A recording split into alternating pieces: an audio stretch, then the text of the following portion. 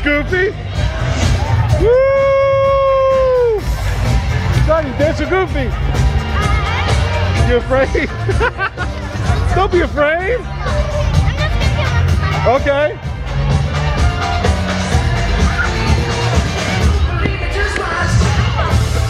It's your jam.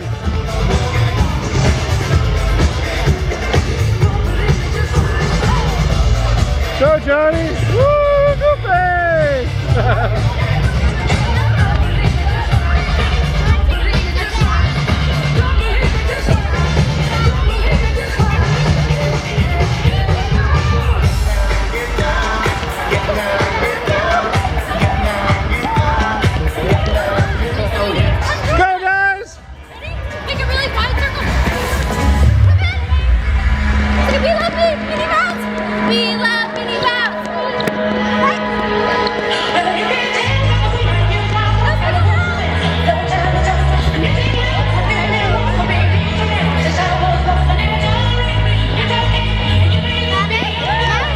Come here. Good job, bud.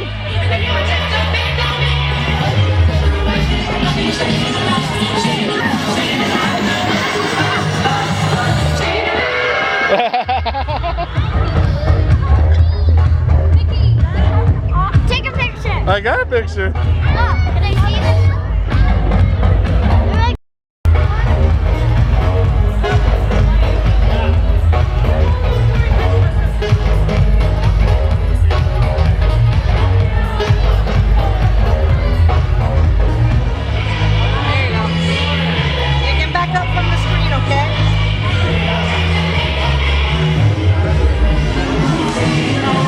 That's cool, John.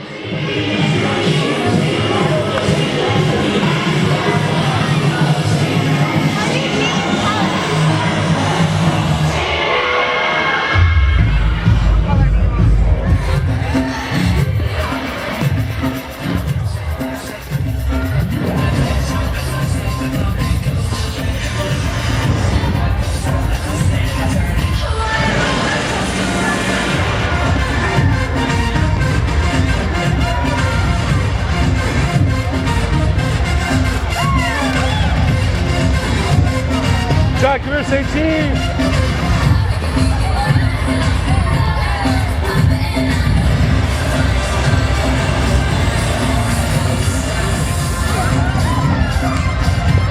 John, say cheese.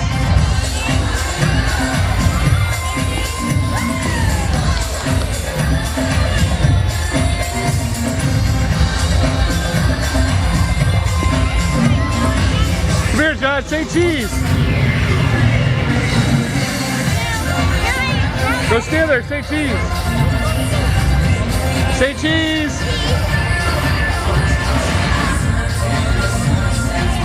Stand right here.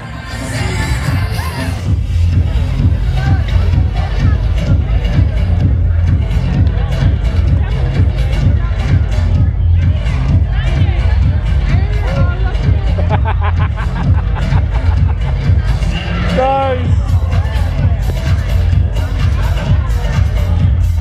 Keep dancing, Johnny.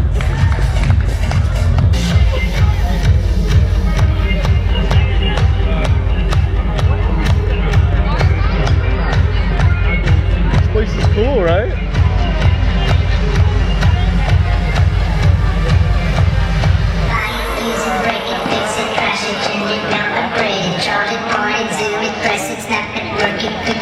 He's pulled up. Yeah. Look at him dancing. Look, look, look. He's dancing good, right? Good dancing.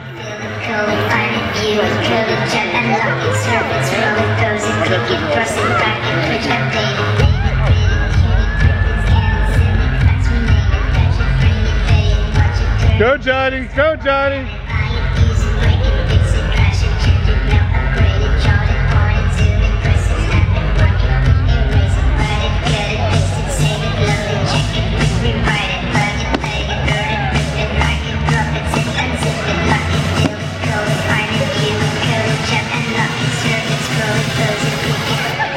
You're unbelievable, Johnny. Go, buddy.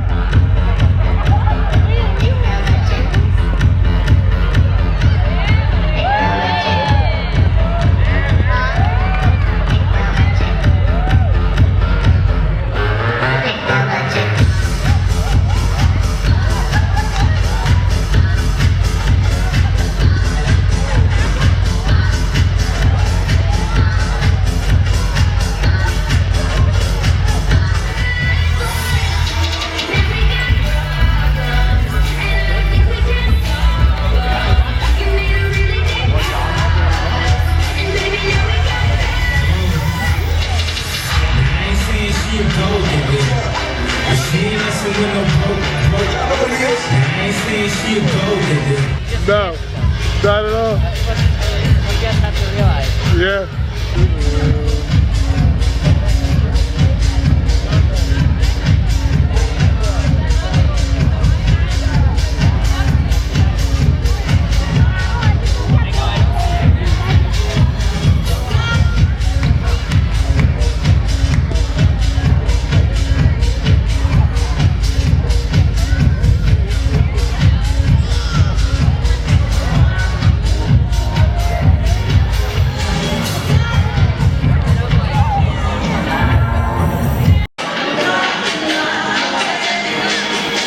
That's right, I tell you, these Florida winters, they're rough. Make you want to hang out, lay by the pool. Speaking of pools, let's take you under the sea. How about that? Hey, we're going under the sea.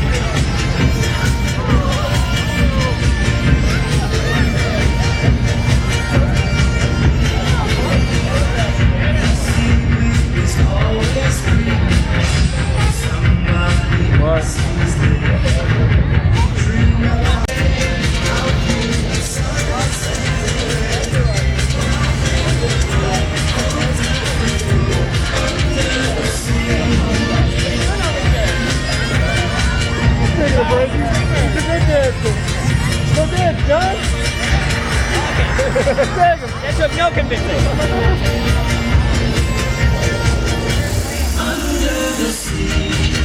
There you go.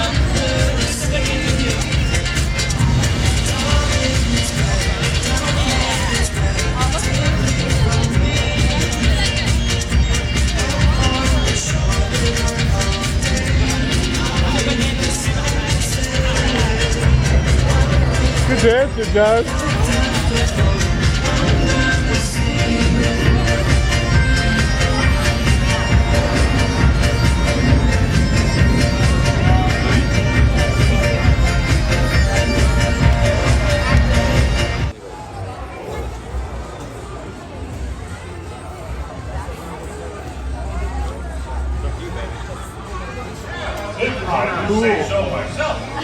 Thank you, Matt. Excitement is in the air as Lightning McQueen is driving in to share his racing insights with all of you. Well, actually, Sally, I drove him in. So I guess you could say that Lightning McQueen is brought to you today by me. Silence your radios. There is no smoking, eating, live photography. And now, the car champion you've all been waiting for.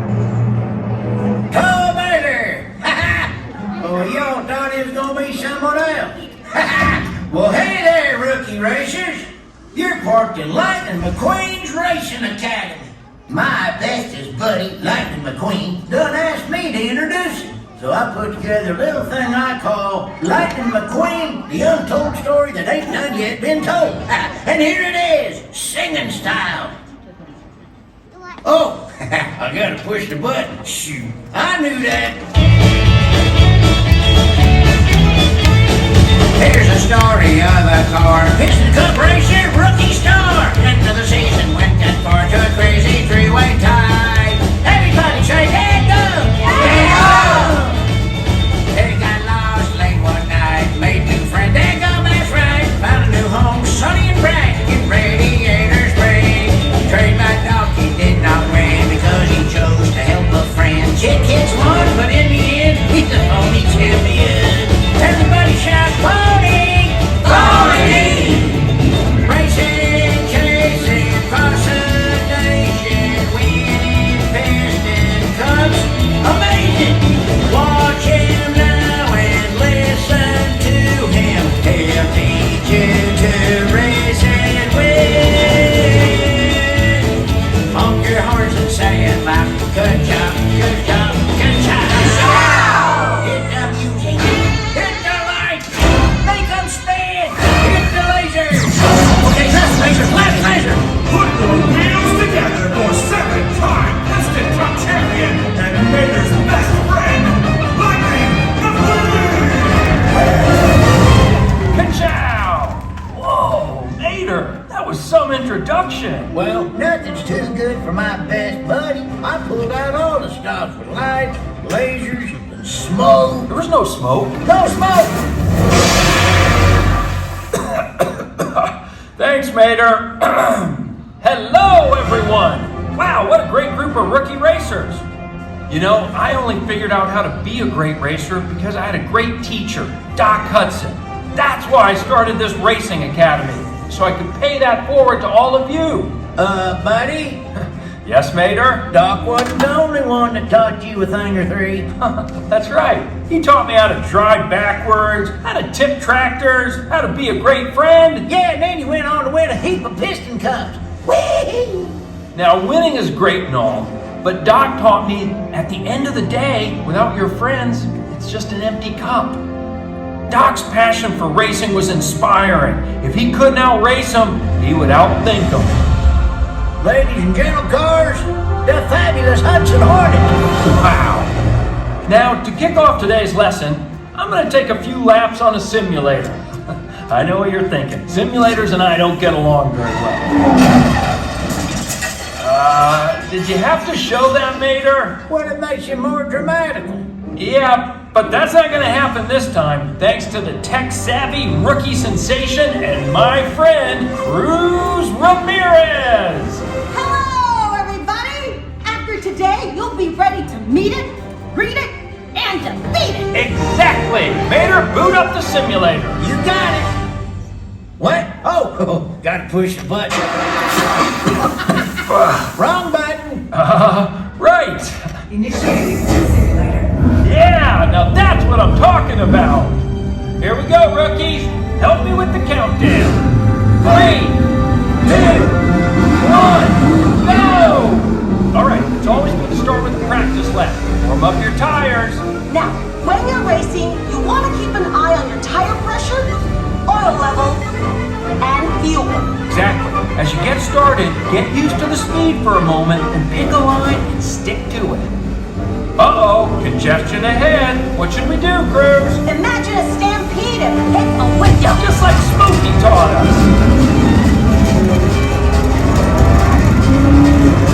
Kids love driving and camping.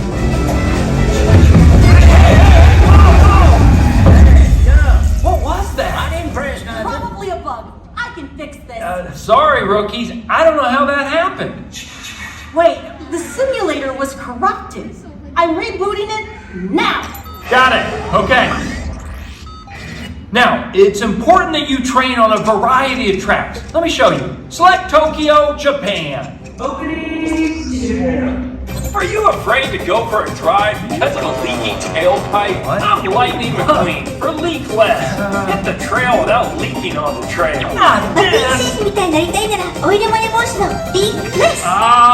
That was only supposed to air overseas.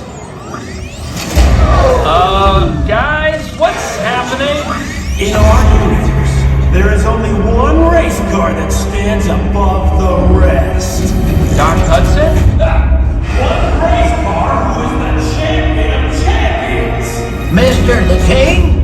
No, you know him as the greatest racer of all time. Lightning McQueen! No, Chick Hicks. Chick Hicks? That's not who I was thinking of, but okay. Hey, McLoser. Chick? What are you doing here? Well, I hacked into your silly simulator so I can race you and finally prove who's the best race car. Me or me? Chick, you already beat me in a race. Everyone says I only won that cup because you were helping the king. They said my championship was a fluke, which it wasn't. I'm here to settle this once and for all. Let's race, McQueen. I am not racing you, Chick. We're busy training these rookies. Oh yeah? I'll sweeten the deal. If I win, every racer here gets a huge pile of cash. Must be appropriate age and wheelbase to claim a huge pile of cash. Not responsible for lost or stolen items. One huge pile of cash for winning customer. Offer not available in Orlando, Florida. Come on, leave the rookies out of this. I knew you were afraid to race me. What do you rookies think? Should we race this guy? Yeah, you can beat him.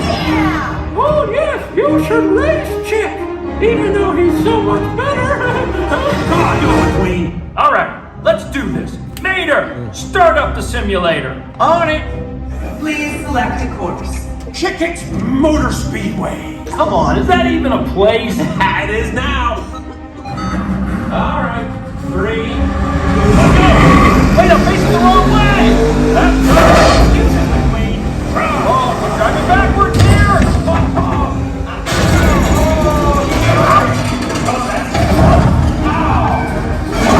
You got this, buddy. Remember, you don't need to know where you're going. Right, I just need to know where I've been. All right, how's I doing, everyone? You're doing great, buddy. Oh yeah? Because it looks to me like you're losing tire pressure. I'm slowing down. Hack the system to change your stats. Hey, that's cheating. Don't worry, I'm activating team mode. Activating team mode. Mr. McQueen, you tires! Guido! It's the... Hey, Luigi! Guido! Thanks! Hey, McQueen! Looks like you really do need some leak flags. My oil! Oh, honey, don't worry. I got you. Top it off. Exactly what I needed, Flo. You know, racing with you is a real gas. Too bad you're running on empty. How can I be out of gas? Organic fuel to the rescue, man. Thanks, Fillmore. You're saving the race. There's a race?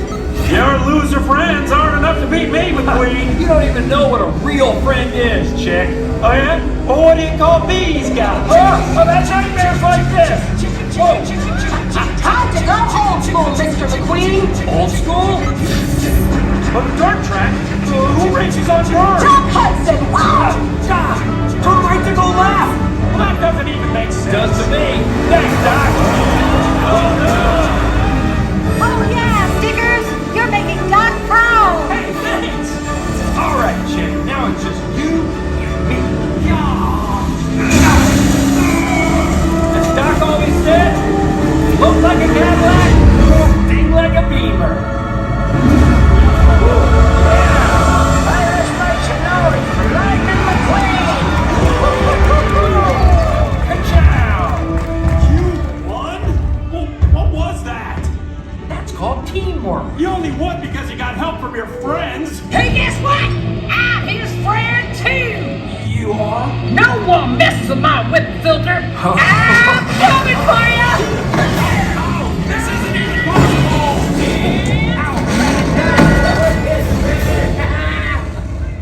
Well, rookies, that was not how I thought this lesson was going to go. But Chick reminded me that in the end, racing isn't about speed and flash and crossing the finish line. It's about the journey you take to get there and who you've got driving alongside you. Oh man, I'm getting all rusty-eyed back here. Thanks for coming out today. Consider yourselves honorary members of my Lightning McQueen racing team. Now go out there and get your tires dirty. Ka-chow! Have a great drive, everybody. We'll see you rookies out on the track. Congratulations, racers. Please make sure you come.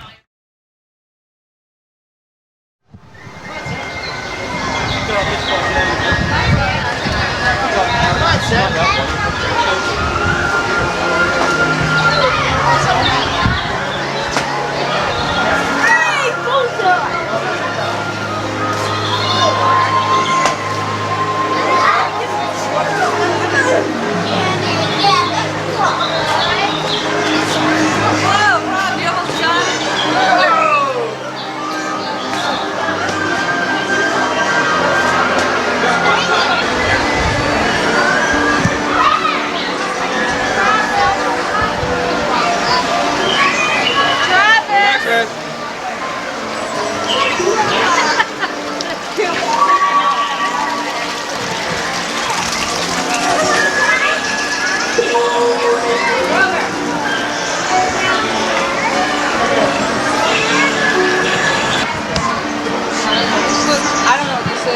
did have Cheerios. Cheerios.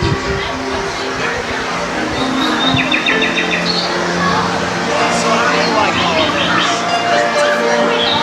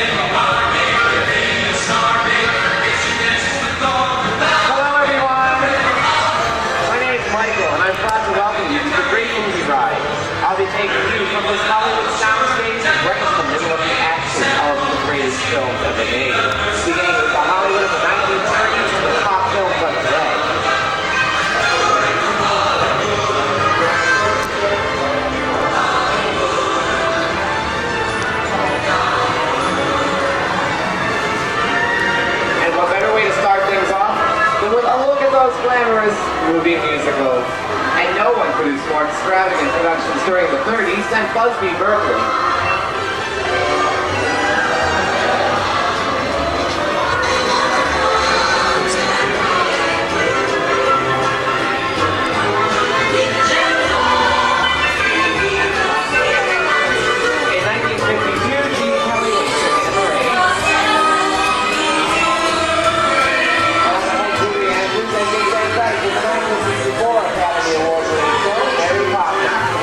Listen in. With a happy just sing it.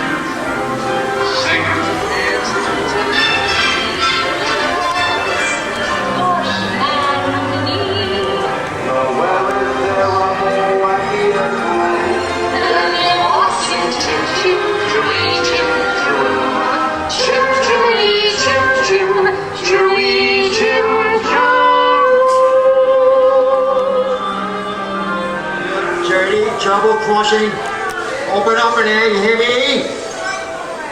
Listen, Mark. We got your business to settle. Yeah. I'm telling you, the very last time, Judge comes around, he's going to leave me some beer, and you're going to take it. And you're going to kick in with the dog. And if you don't, you're going to drop on here and kick it. Ladies and gentlemen, we are currently experiencing minor technical difficulties. Please remain seated. The great movie ride will continue in a moment. Sorry about the delay, folks. Hey, you! Huh? Are you talking to me? No way, Brain! I'm talking to Dave in the fun looking outfit over there. Yeah, I'm talking to you. Look, who do you think you are? Whatever you say. All right, now. All right. Eats on, see? Fancy cards, let you get out of here. So beat it! Hey! Get him out of here. You're gonna get it. Hoy! Here he comes, bud! Get out, you grinder!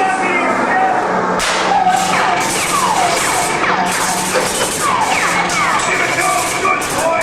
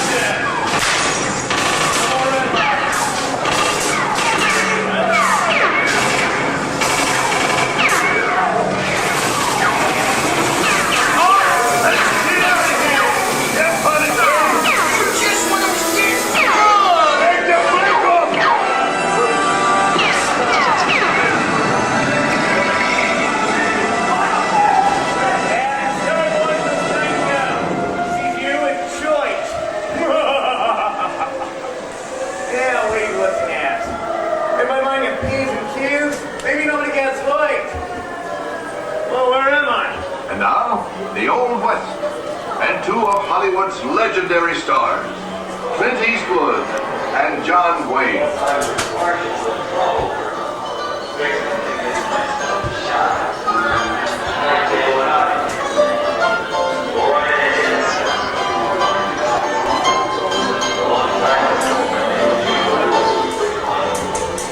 Sleepy little town.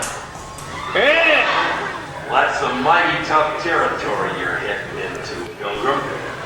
I'd think about turning back if I was you. That is, if you want my opinion. But I reckon you ought to do what you know. Elwood and Claire, this looks like the perfect time for me to collect up all your valuables. Voice for sound. There he is! It's the bank robber! Don't let him get away! Drop your gun! You're under arrest! Get out of here! Dead end. Hang on! Give yourself up! Maybe the judge will go easy on you. You'll swing for this! Yeah. I don't know about you guys, but better get kind of squeaky.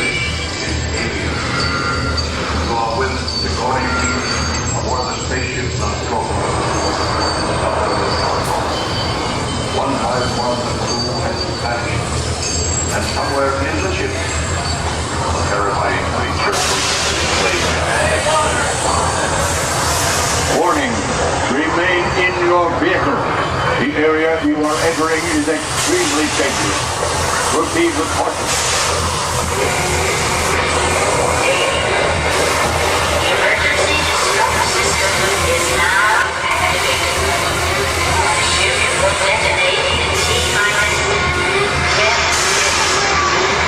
The option to override mobile destination expires T-minus 5 minutes. Wow! That's the best thing I've ever seen! You guys back there? You better watch it!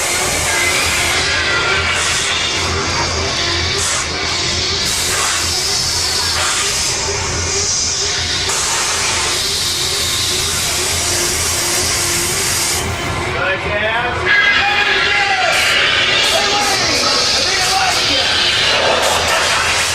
Well, you got your good day, and you got your bad day. And this is only a bad day. Here in Raiders of the Lost Ark, amid 1,000 deadly snakes, Indiana Jones honors some great places. Will Harrison Ford as King Blanchett never ate. And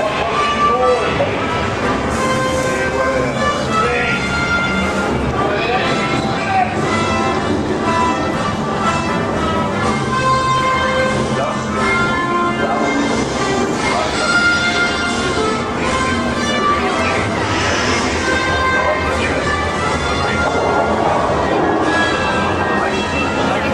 Wow. Get a load of that chunk of ice. Oh, jump Papa. Nice team, friends. Tell them what I do. I didn't think they would notice if you had some bodies right here.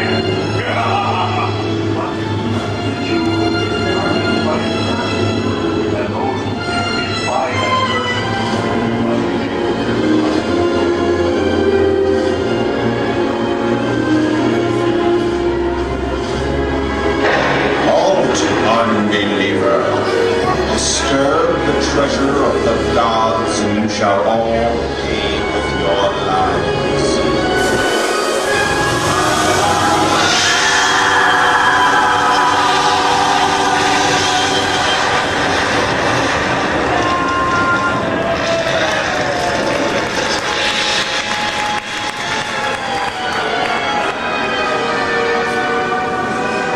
Hey, everybody, remember me? Yeah, well, that just goes to show you that anything can happen in movies. Now, let's get on with the show. This evening stars new set the stage for one of Hollywood's most unusual genres, the horror movie. During the 1930s and 40s, some of the best horror films in the history of motion pictures were produced. Sometimes the actors replaced the mummies, sleep burial chamber. Here, unsuspecting explorers like us have been made bad films.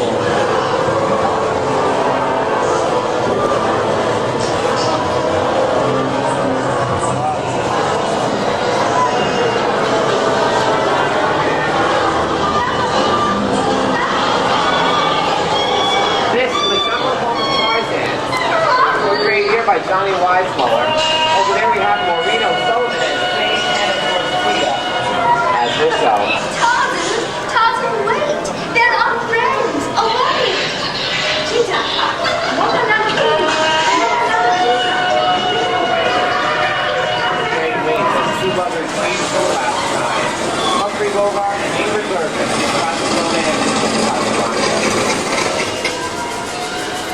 Inside, we both know you belong with Victor. Hard is work, the thing that keeps him going. That plane leaves the ground and you're not with him, you look better. Maybe not today, maybe not tomorrow, but soon, for the rest of your life. You'll always have an attitude. Here's Walt Disney's biggest movie, starring Mickey Mouse, one of his greatest roles. The Sun with the Breakfast in Fantasia.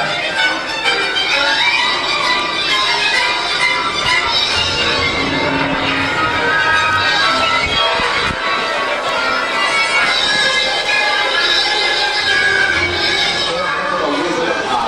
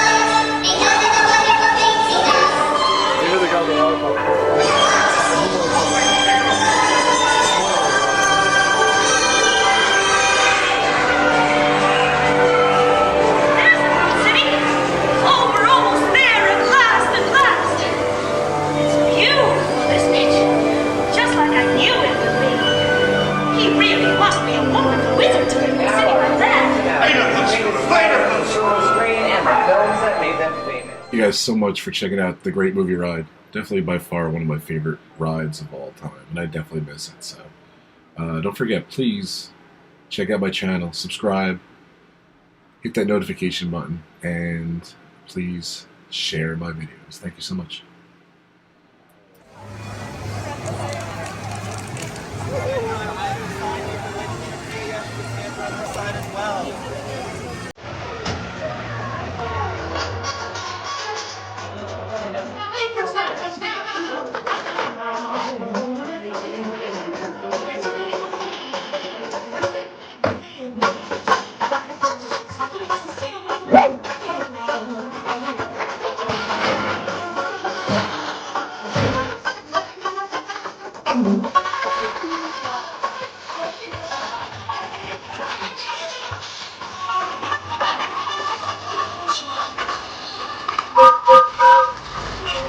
Hi, Snoopy! Well, beautiful day for a picnic. Yep, we're off to the park. See you all there. Nothing can stop us now. Whatever you try.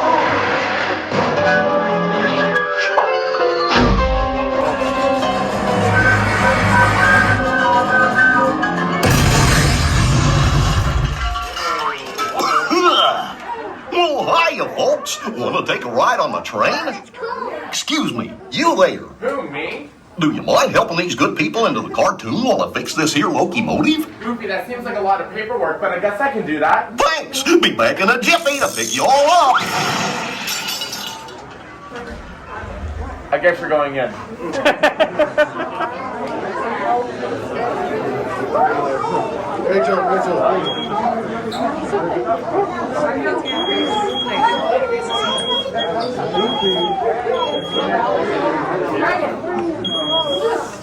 Oh, there we go.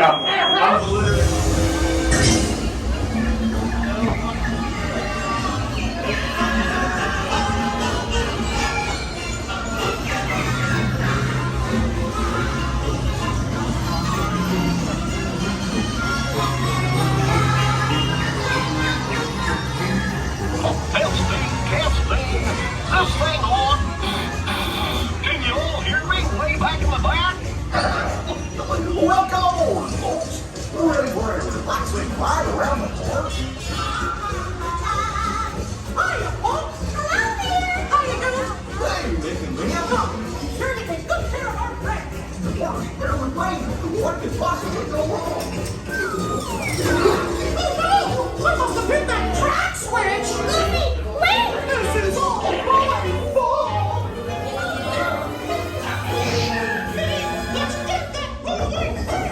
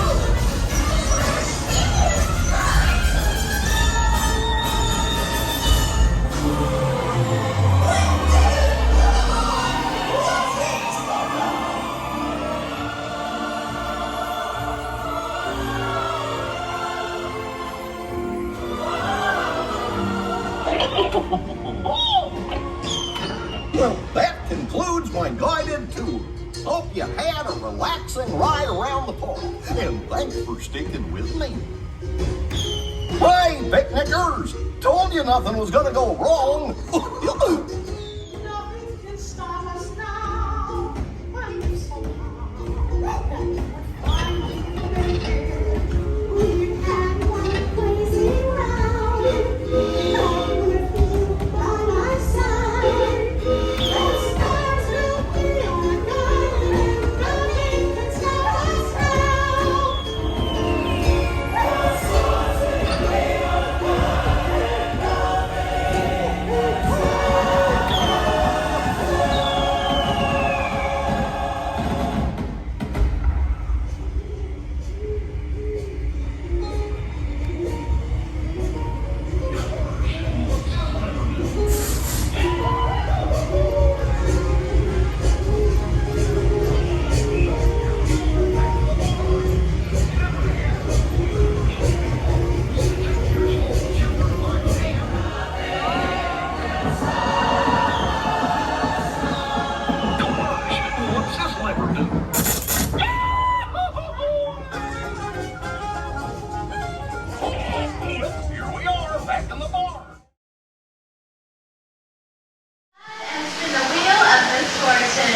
Now, when John's ready, we're going to create a start sequence using some heavy-duty mechanical effects. Let's check on it. Who's crying over here? How you doing? Good?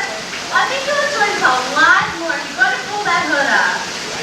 Yeah, and give a nice tug on those strings. Touch me on this one. Now, as you often see, when our mom comes rock, we can simulate movement on the high C. To make it more believable, I'm going to add wind. Carrie's going to add waves, and I need you all to do the action, okay? On the count of 3, I need you to yell as loud as you can. Dump it. Ready? 1, 2, 3. Dump it!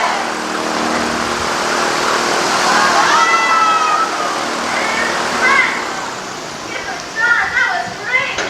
Some of the things you see we just did in editing and in virtual revolution templates or shots or things like this, you're just going to say when you rain effects. You're going to see how miniatures, mechanical effects, and our very brave skipper are used to produce classic high seas adventure.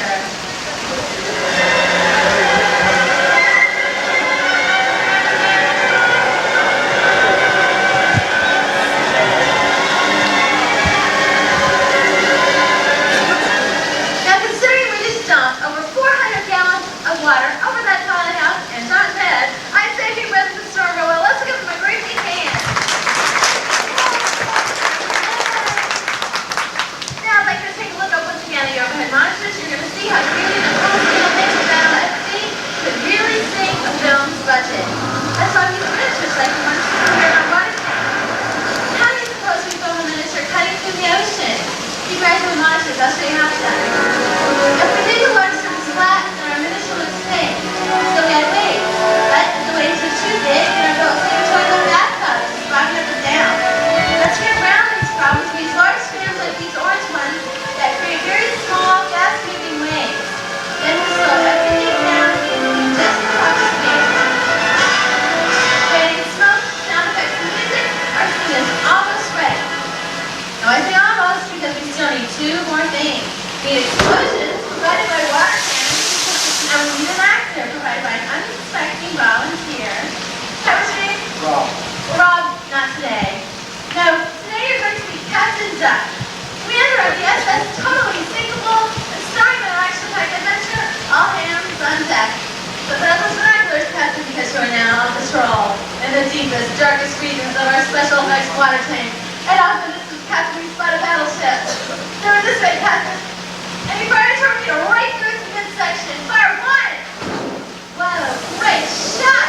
Unfortunately, that was one of ours, Captain. Captain, are you planning to make this good, Captain?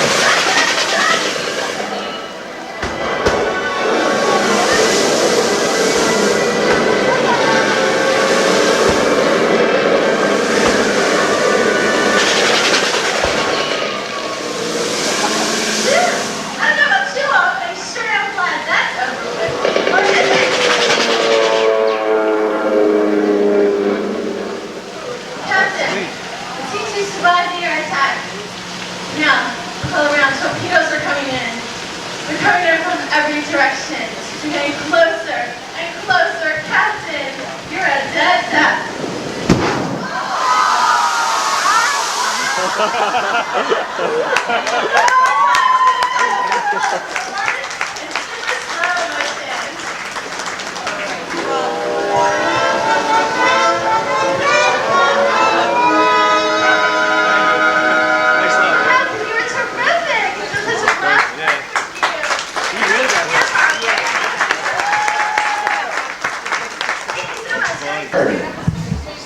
This gold robot you see right here, this is Johnny 5 in the movie Short Circuit 2.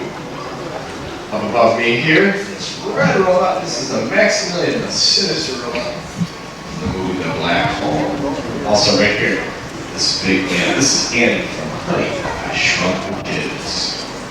Also right here in front of me, we have some props from the movie Dick Tracy.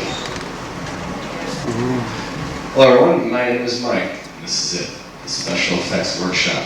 This is where the wizards of art and technology create illusions that come to life on screen. It all starts with the storyboard.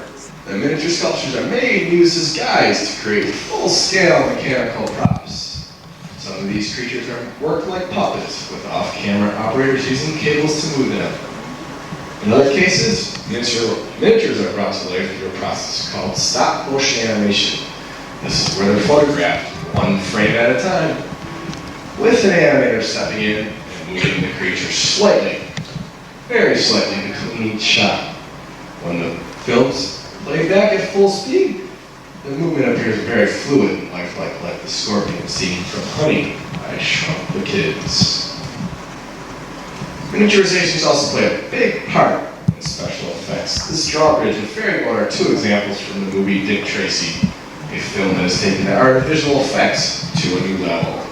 Take a look at your red monitors and you'll see what I mean. In this particular scene, 4 elements were used: miniaturization, live action, animation, and something we call matte painting. How they all come together are visual effects. Keep watching and we'll show you how Tracy's how it's completed. First, the live action was filmed in front of us, painted flat on the studio backlot, where Warren Beatty chased his kid down 100 feet of fake railroad track. And land down. And where? Oh, to the next part of our tour, the special effects shooting stage. This is where you'll follow your tour guide Paul once again. You'll see a part of the movie Honey, I Shrunk the Kids. Have a good day now. Those of you in front of me, you turn right.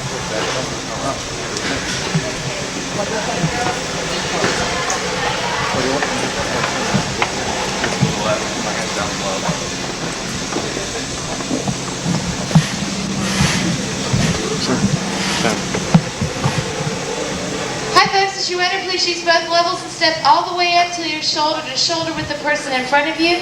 Those of you just entering will find more room on the... When Miss Sophie climbed outside the window onto the ledge, that wasn't Bet, that was her stunt double, Carol Nielsen, in a matching costume and wig. However, back here on the soundstage, we recreated the entire apartment and ledge for Bet. The one underneath the ledge is a pigeon trainer. Oh no, watch out, Bet. You're about to plunge a death-defying fall of 2 feet to a foam mattress below.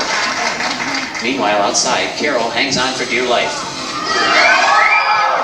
Don't worry, though. She's wearing a safety harness underneath her costume. Gage! Drop the ticket! On the soundstage, we've hung Bet in front of a blue screen so we can superimpose her over any background we want. Of course, in this case, it was New York City, but we could send Bet to Paris faster than the Concorde. The banner fall was a series of shots involving both Bet and Carol. Action! Before this next complicated scene was shot, director Gary Marshall made sure all of the actors knew the plan. And then it was time for one of the wildest rides ever down the sidewalks of New York City. As you can see, the shopping cart was controlled on a track, but certain elements still required that human touch. Action! 1, 2, explode! Perfect! The subway stair sequence was begun out on the New York City street backlot, and then finished up inside on the soundstage.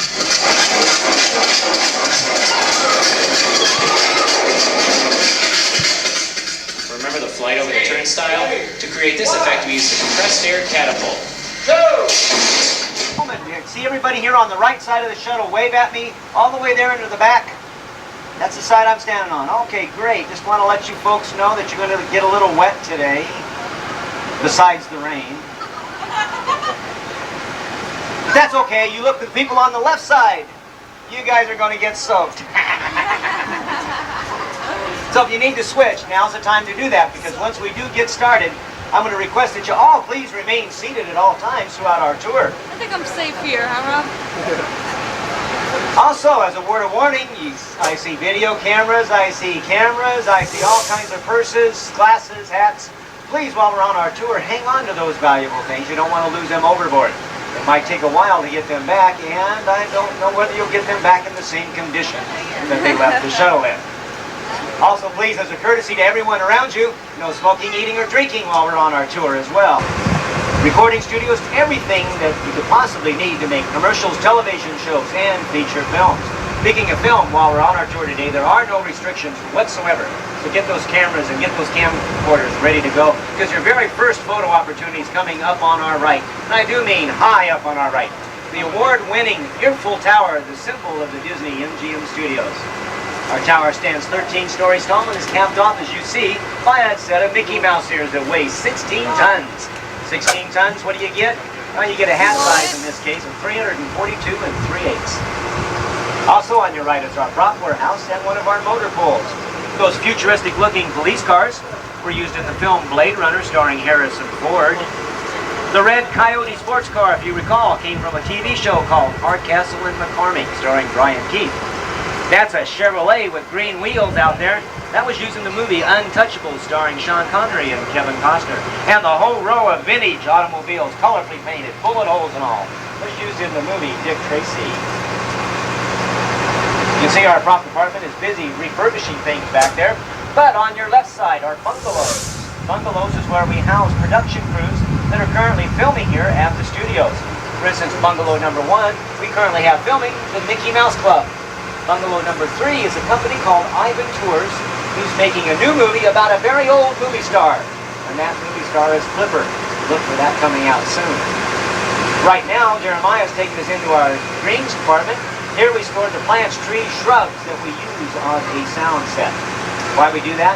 Well, we use them to hide the cables laying on the ground, for instance, or maybe a wall that's only partially built. Of course, because of the heat of the lamps, are all carefully fireproofed before they are taken into a sound stage. Coming up on our right, should a director need a 30-foot flower stem, we just happen to have a leftover from the movie Honey, I Shrunk the Kids. And those designer plants, those are called topiaries. Their sculpture takes up to 10 years to develop them that way.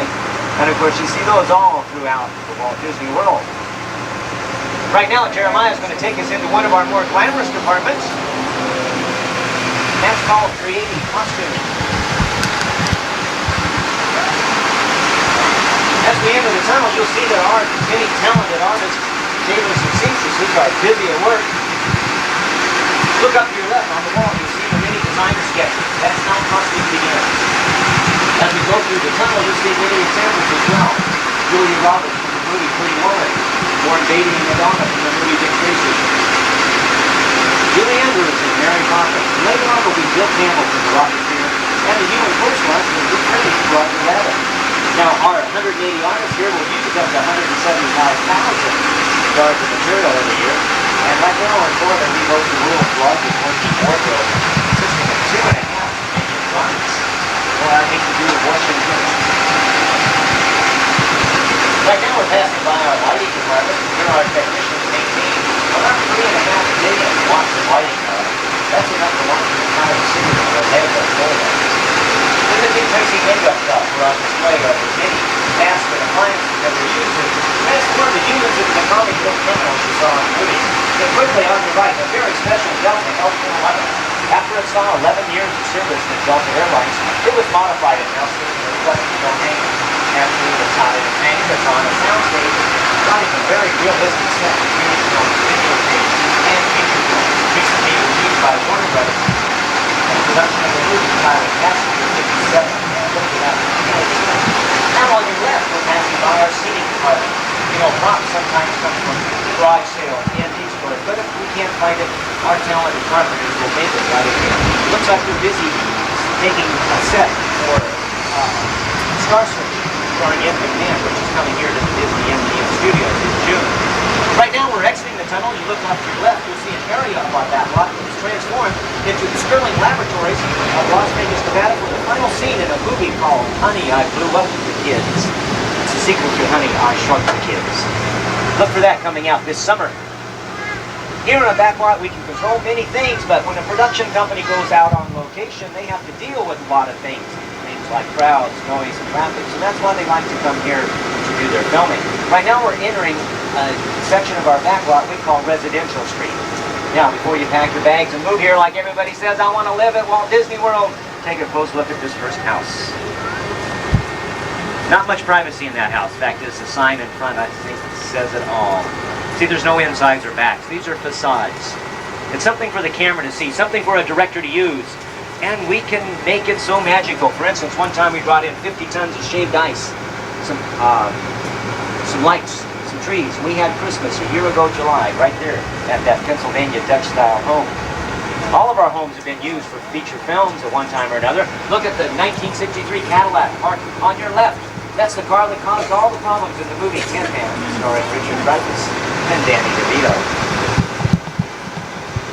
There's 8 different models here on our residential street, depicting 8 different styles of American architecture. Like I said, they've all been used at one time or another. A very famous house coming up on our left, a beige Hawaiian-style house. It's the home of the award-winning Golden Girl, starring Lee Arthur, McQueen, Estelle Getty, and Betty White. They do the exterior shots right here, and then they combine them with videotape done on a sound stage in California to provide the final TV show that you see weekly. Across and catty-corner from them is the home of their neighbors from Empty Nest. And then finally, the last house on your left shows what our prop designers can do to make that home, give that home the look that the director wants, complete with toys, the American flag, and the doghouse out in the front yard. And the last house, speaking of dog houses, the Flyers meet to eat in the movie The Rocketeer, the Bulldog Cafe. Complete with a GB airplane. Wish that airplane could fly, but it's not. It was never designed to fly. It is really a full-size prop that was used in the movie. It was called special effects. It's a blue screen technique. At the conclusion of our tour, I'll show you exactly how you can become a special effects expert yourself. But right now, it looks like we're waiting here to do some traffic to clear. Let me tell you a little bit about this area before we go deeper into our back lot. If you look across the street to your left, you can see what we call New York Street. Now, we will be coming back to this area, but please note the fact that all of our buildings on New York Street are 3 stories tall. Most studios, they only have 1 story. It gives the cameras, the directors, very limited exposure as far as camera angles. That's why they like to come here and shoot their scenes. We can even make those buildings 5, 6, 10, 12 stories tall. And it's called matte painting. It's a special effect technique as well that you'll learn inside the magic if you want to take that tour, which I strongly recommend if you haven't seen it yet. Looks like we have a tram clearing in front of us, so let's wait here a few minutes, and we'll continue deeper into our back lot. Also, at this end of New York Street, you see that archway over there. That's called Washington Square. That's where the Teenage Mutant Ninja Turtles, the heroes in a half shell, make their appearances throughout the day. For all you kids, it's a chance to get a photograph with your favorite hero in a half shell, maybe an autograph as well. So check your Showtime guide. They appear through the balance of the afternoon, right up till 5:30. Well, it looks like we're about ready to clear here, and we'll go deeper into our back lot. All good.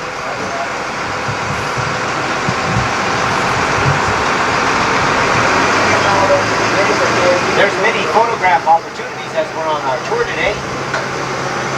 For those of you in the rear of the tram, there's one coming up on your right. Look forward towards the front of the tram, and that's me, your tour guide. How you doing back there? Look at all those smiling bright. I guess everybody, oh, there we go. Now they're waving at me there in the back car. Glad to see you're having fun and keeping up. Right now we're going to enter a section of the back lot we call the Boneyard. Boneyard is where we store planes, trains, spaceships, boats, you name it, we got it. The Dumbo Circus Wagon from the Disney Channel. A very sleek looking boat that was used in a TV series called The 100 Lives of Blackjack Savage. It's been clocked at speeds of 70 miles an hour and is built, as you can see, after the spy plane, the SR-71, the spy plane. The cockpit section from Blue Thunder, starring Roy Scheider. Many Army vehicles can be drafted into service at any time. Another automobile from the Dick Tracy movie. And an airplane tail section. That's the tail section from the forward section that's on display in the great movie ride in the Casablanca scene, the airport scene, starring Humphrey Bogart. As we cross the canal here, look closely, that is really rain. That is not a special effect. We'll see a little bit of that here in a second, so hang on. The 3 blue vintage automobiles were used in the movie Who Framed Roger Rabbit. I think the kids can figure out which one Roger Rabbit drove out into. And it's trolley car from the same movie. Look closely at the wheels, however. They're made of fiberglass, cleverly hiding the fact that there's bus tires back there. It's cheaper to modify a bus to look like a trolley car and then paint the tracks on the ground than it was to actually have a trolley car and to put tracks on the ground. The space pods from the 1986 movie Flight of the Navigator. And then the big giant gears from the final scene of the movie Dick Tracy. Across the street, or across the canal, you get a better view of residential street, not much privacy there. Notice the roof line as well. We only build what the camera can see. Which leads me to the thing, what if we need something here in Florida that we don't have? Like oil wells, an oil field, a rocky desert, barren canyon. We don't have that here, of course. So in 1989, 3 years ago this month, we built such a thing here for our directors and producers to use. And we call it Catastrophe Canyon. Now, we're going to be entering the canyon. Jeremiah's going to be driving on a rough wooden bridge, so please, we're going to be shaking up a little bit here, so please hang on to your valuables and always remain seated while we're inside the canyon. That's a very important thing.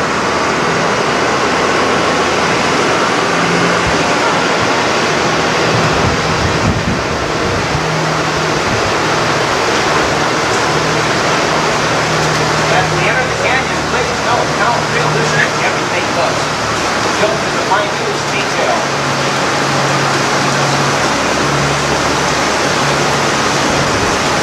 Jeremiah will stop here for just a few seconds so we can take everything in.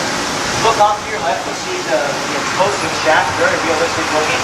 The oil tank there with crude oil dripping down the side. Very big oil well. And then finally that freight liner truck. It even runs.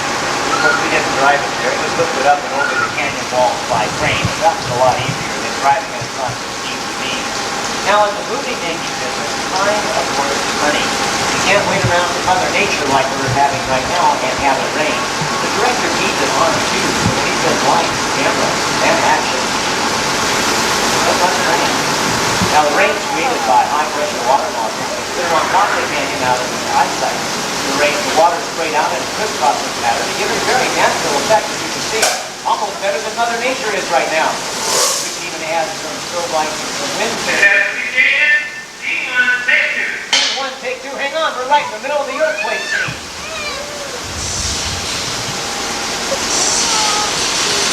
Oh, look at that. We got lucky with that one. No earthquake for us. What is this?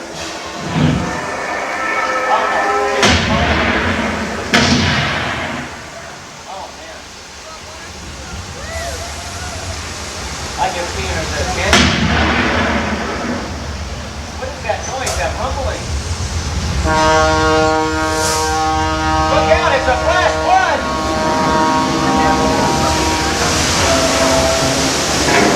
And the truck is breaking away!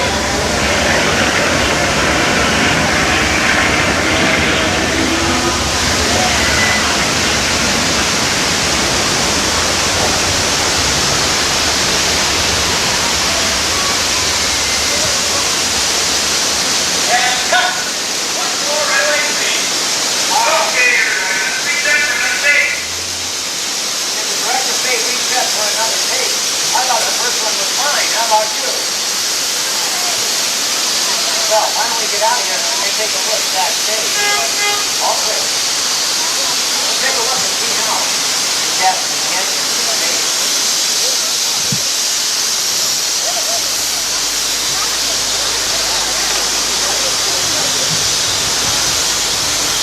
Now, Fantasmic Canyon, it took 6 months to construct.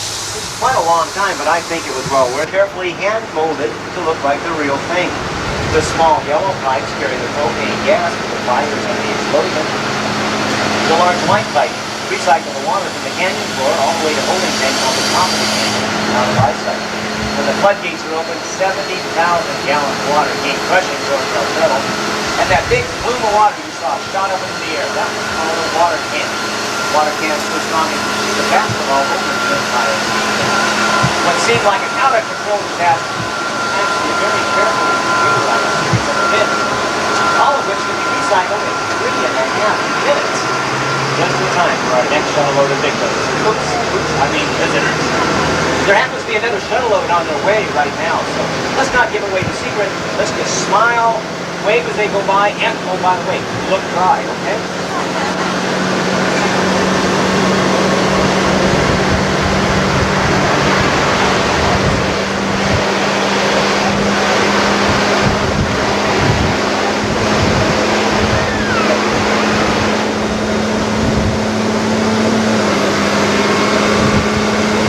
Now, Jeremiah's going to whisk us from the canyons of California to the streets of the Big Apple, New York City, skyscrapers and all.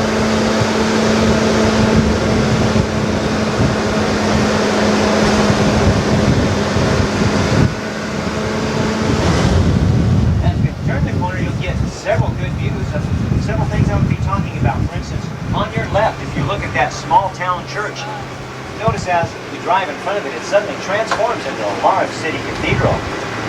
On your right, you get a better view of how strong our buildings here are constructed. Those steel girders and sides are capable of withstanding 90-mile-an-hour hurricane wind forces. What looks like old bricks there on the building are actually made of plywood, fiberglass, and then carefully painted. Even the stains are carefully painted around there to give it a realistic look. But another great photo opportunity. Point your cameras through the archway of Washington Square and you'll get a great view of downtown New York City, skyscrapers and all. See, that's an old Hollywood trick called forced perspective. The real Empire State Building stands 100 stories tall. Ours is a painted flat about 2 blocks away that only stands 4 stories tall.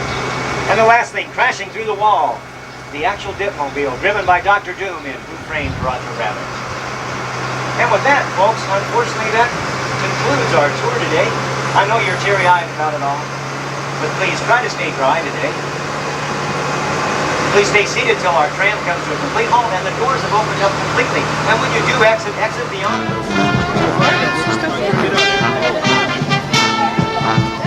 Are you gonna be honest if this is the girl you thought or not? No bad. Yeah. See from here. A little darker hair than mine.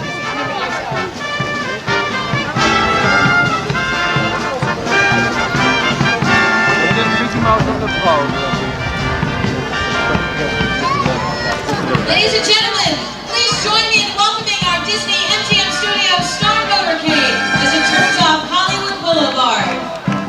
Please welcome the citizens of Hollywood. The Hollywood Brass.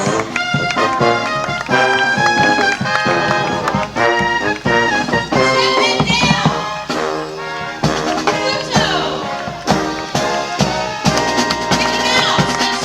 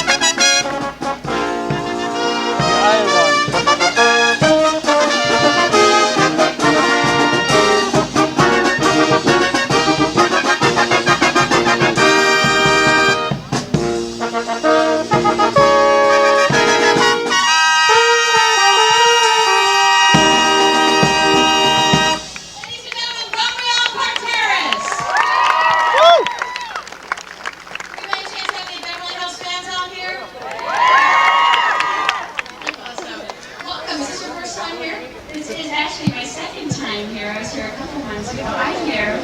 This woman's name is Andrea. So I felt that was my namesake was standing up here with me. I noticed that your grandmother called you Andrea, but you changed it when you went to West Beverly, right?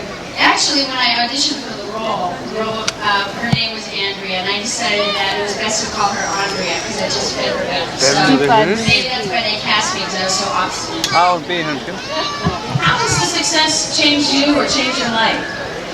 Actually, I hope it hasn't changed me. It's been really very lucky, very fortunate. I'm the same person I was 2 years ago. It's been great in my life. It made it so I can come here to Disney World and meet all you guys. And yeah, look at Chip and Dale, and then we have Pluto and Mickey. I'm very lucky, so it's been great, really great. Glad to have you here. We can look forward to another season of Beverly Hills this summer. Two more seasons, maybe 3, but definitely 2 more seasons. Okay, we're looking forward to that. Right now we've got some important business at hand.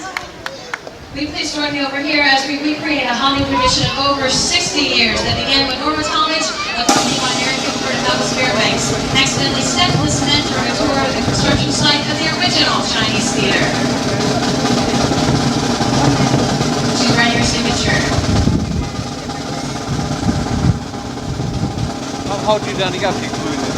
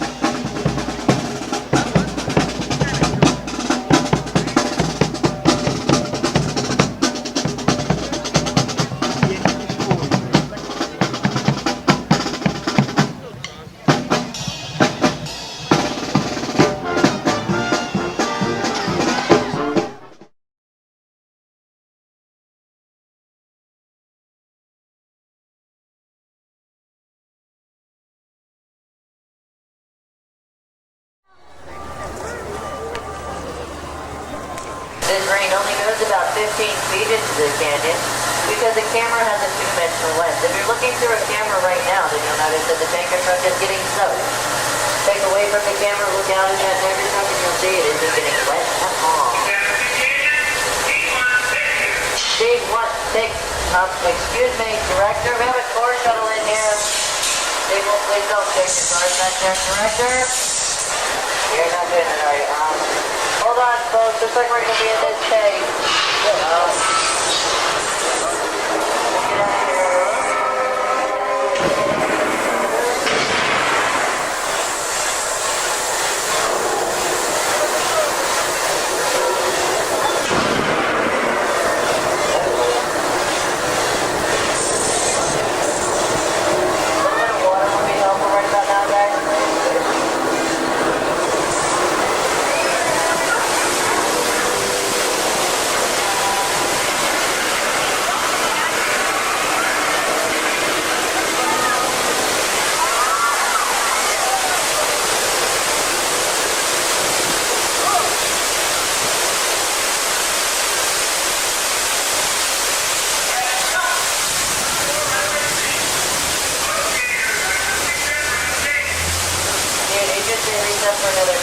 No, I don't think so. I think one day that catastrophe canyon was more than enough. What do you think, folks?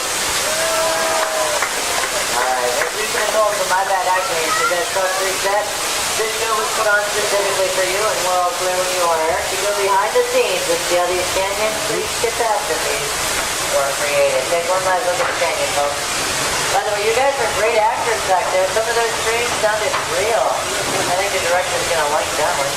Actually, we weren't filming in here because this show was created especially for you. This is no subject of the environment, subject of the factory, and sculpture to look like natural rock formation. We're small yellow type creating gas from the virus and corrosion. The large light was created water for that flood. That flood was created when we opened the gates to 3 large holding tanks on top of the canyon and sent 70,000 gallons of water.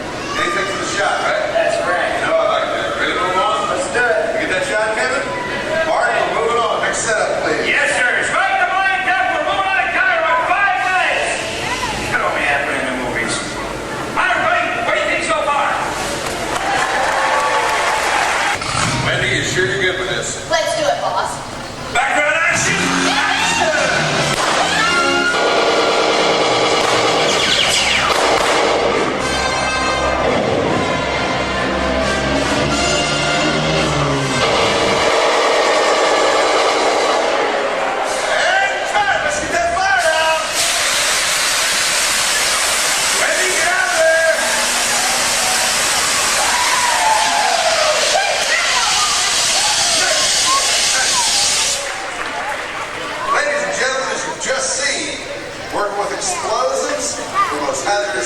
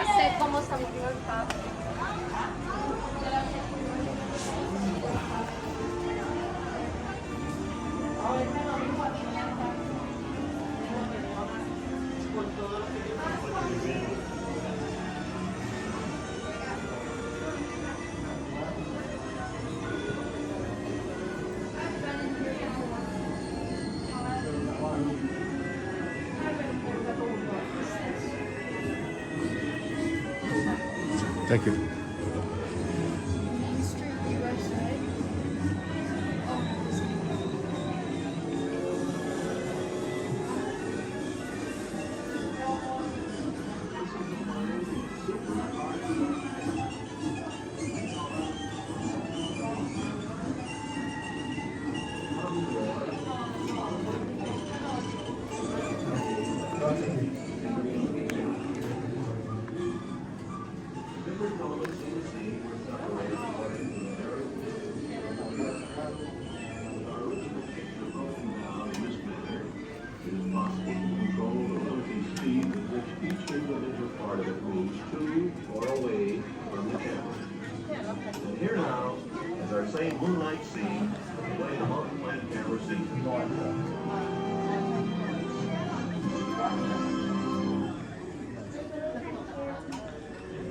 This is a plan for a super cartoon camera. We call it the multiplane camera. The problem was how to take a painting and make it behave like a real piece of scenery on the camera. Different elements in the scene were separated according to their varying distances from the viewer. With our original picture broken down in this manner, it is possible to control the relative speed at which each individual part is moved far away from the camera. And here now is our same moonlight scene, the way the multiplane camera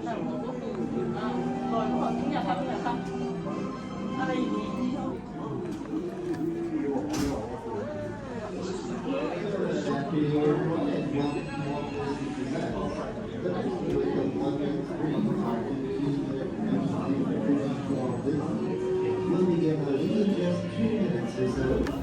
If you'd like to see this, please make sure you have your entire party together, continue forward to the museum, and take a right at the Disney Cruise Line display to find the Walt Disney Theater lobby.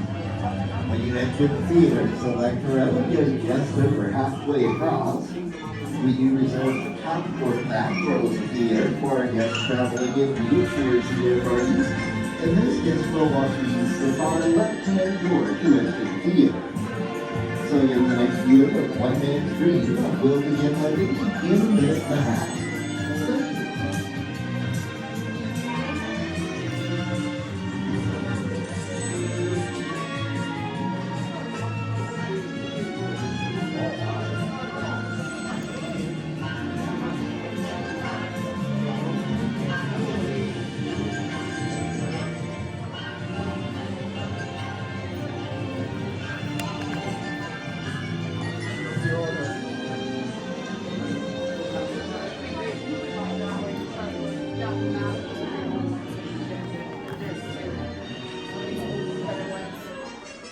handling tendency.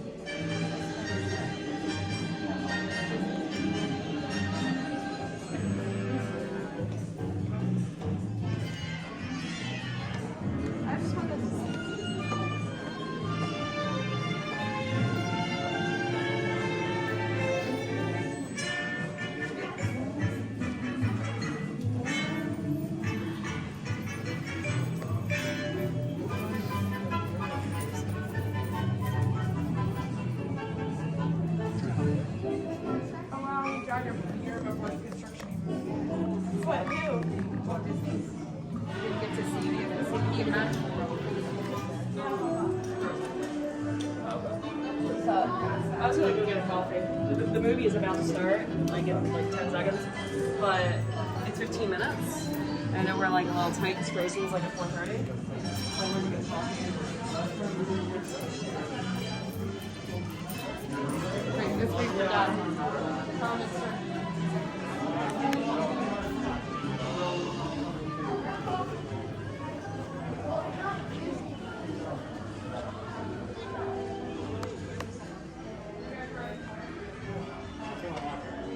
Right there, Dick. The theater doors are now open, but they will not be open for long.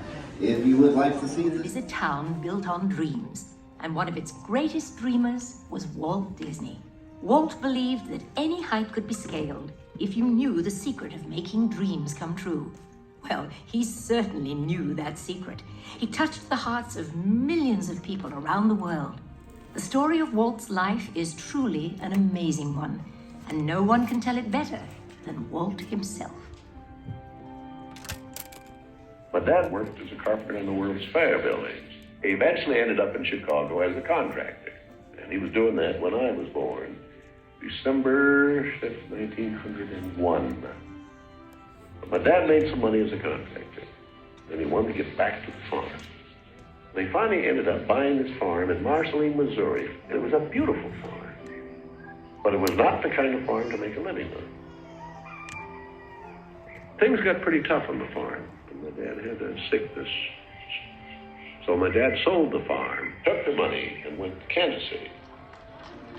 And my dad bought this Kansas City Star route. And they gave me a route. I was about 9 or 10 when I started that.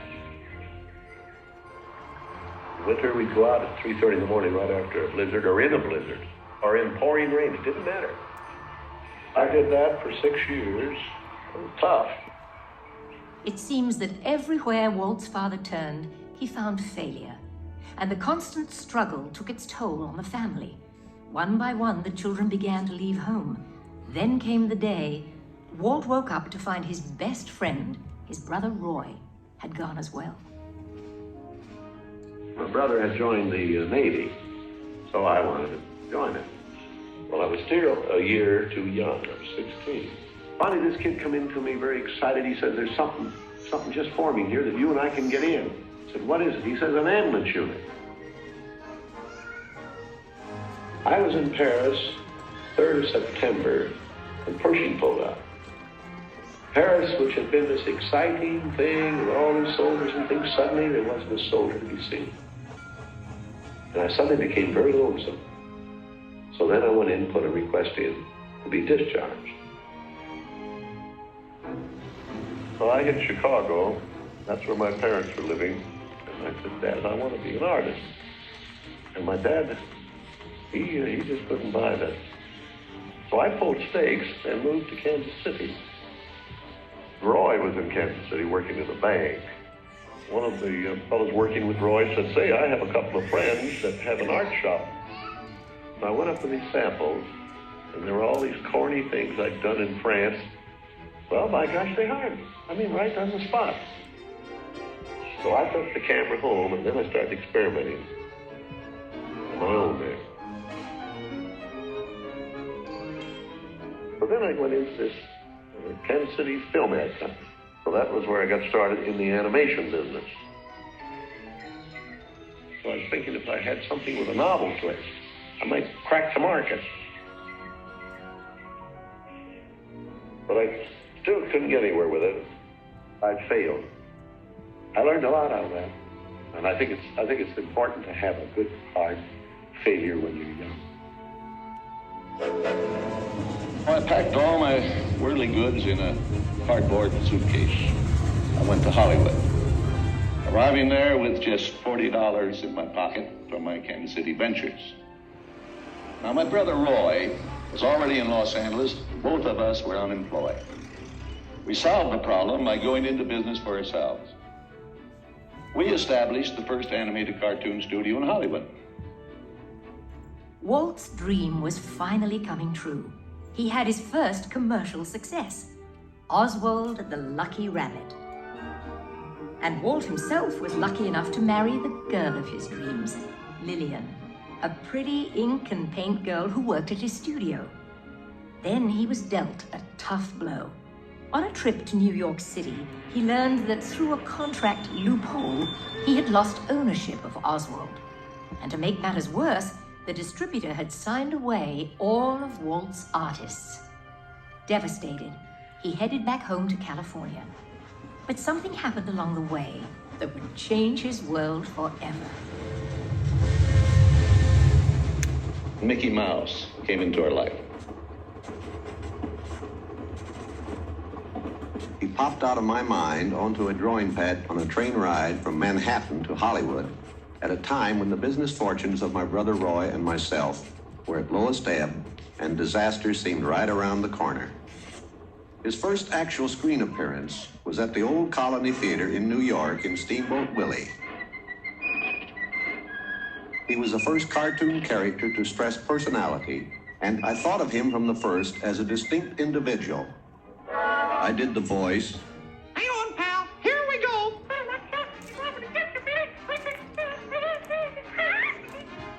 Mickey was simply a little personality assigned to the purposes of laughter.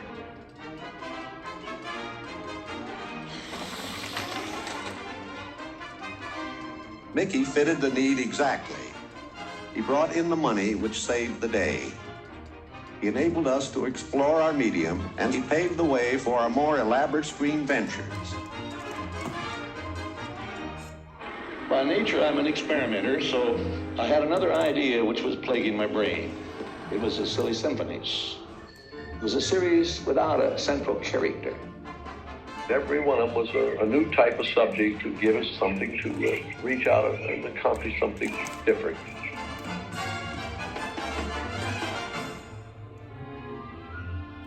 Then we started distributing both Mickey Mouse and the Silly Symphonies. It was nip and tuck getting them out. Walt began to push himself and his artists. He worked day and night, and when he wasn't working, he was worrying about the future. And then the inevitable happened. In 1931, he suffered what he called a heck of a breakdown. So he took Lillian on the first vacation they had ever had. By the time he got back, he was a new man and ready to get back to work.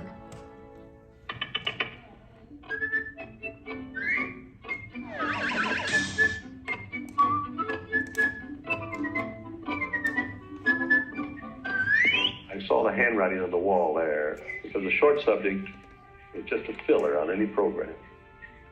Now, if I could crack the feature field, then I could do things. I had done a little story research on different fairy tales I might do, and Snow White was one of them. I thought it was the perfect story. I had the heavy. It's a magic wishing apple. Now, make a wish. I had the prince and the girl, the romance. I had the sympathetic dwarfs and things. We started Snow White sometime late 35, and it was around 2 years in the making. We had the family fortune, we had everything wrapped up in Snow White. In fact, the banker, I think, was losing more sleep than I was. We had a big premiere, the Carthay Circle Theater, big, grand Hollywood premiere. All of Hollywood brass turned out for a cartoon.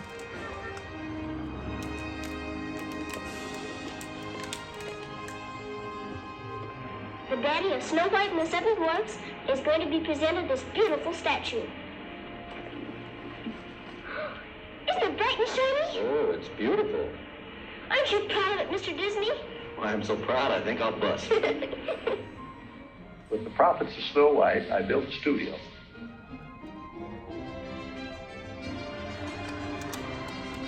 2 years later, I was almost broke. But I had all these pictures and words. But no kill? You can see there are no strings on me. Bambi.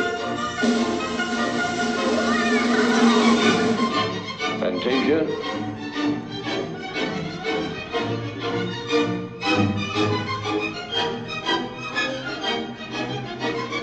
That was when the war came. And the whole world was collapsing then. So many of my boys went to service. So I just practically stopped my feature production. That's all I could do. But after the war, there was quite a problem picking up the pieces. I knew that diversifying of the business would be the salvation of it. So I tried various things. I wanted to go beyond the cartoon. And I thought if I could get into the live end, that there's things I could do. Stand by engines. Come on, Yard Boy, get him! Not bad, eh, Charlie? Let's open her up and see what you really do. I wanted enough different types of things that I could say I could fall on my nose with one of these pictures, but I had another one right behind it that would hit. Because we share is all we got. Together. After a long concentration on live action and cartoon films, we decided to try something that would employ about every trick we learned in the making of films. Take a look. We would combine cartoon, live action, in an enormous fantasy, Mary Poppins. As the original Mary Poppins budget of $5 million continued to grow, I never saw a sad face around the studio. Even my brother Roy was happy. This made me nervous. Then the horrible thought struck me. Suppose the staff had finally conceded that I knew what I was doing. Once again, Walt Disney reinvented family entertainment, creating many of the classics we still enjoy today. But even then, he wasn't finished. He had a bigger dream in mind. Well, it came about when my daughters were very young, and Saturday was always Daddy's Day with the two daughters. So we'd start out and try to go someplace with, different things, and I would take them to the merry-go-round, and I took them different places, and as I'd sit there while they rode the merry-go-round, did all these things, I felt that there should be something built, some kind of an amusement enterprise built where the parents and the children could have fun together. So that's how Disneyland started. It takes a lot of money to make these dreams come true. And, we had everything mortgaged, including my family. I started with many ideas, threw them away, started all over again. And eventually it evolved into what you see today as Disneyland. But it all started from a daddy with two daughters wondering where he could take them, where he could have a little fun with them too. Park means a lot to me in that something that will never be finished, something that I can keep developing and adding to. Not only can I add things, but even the trees will keep growing. The thing will get more beautiful every year.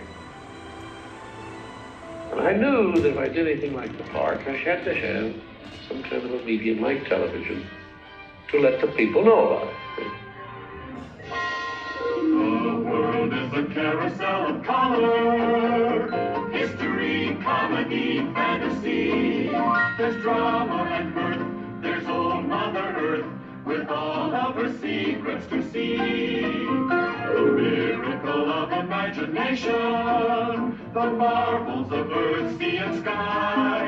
These wonders untold are ours to behold in the funny world, the sunny world, the wonderful world of color. And now your host, Walt Disney. Today, I want to share with you some of our ideas for Disney World. Here in Florida, we have something special we never enjoyed at Disneyland. A blessing of size. There's enough land here to hold all the ideas and plans we can possibly imagine.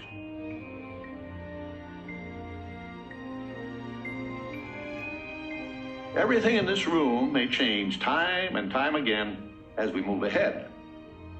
But the basic philosophy of what we're planning for Disney World is going to remain very much as it is right now. We know what our goals are. We know what we hope to accomplish. And believe me, it's the most exciting and challenging assignment we've ever tackled at Walt Disney Productions. Well, after 40 some odd years in the business, my greatest reward, I think, is that I'd have the public appreciate and accept what I've done all these years. That is a great reward. And I think by this time, my staff, my group of executives are convinced that Walt is right, that quality will out. And I think that'll hang on after Disney. Walt Disney once said, "I hope that we never lose sight of one thing, that it was all started by a mouse." But we know it was really all started by a man with a dream, and a mouse. Like a boat out of the blue, fate steps in and sees you through. When you wish upon a star, your dreams come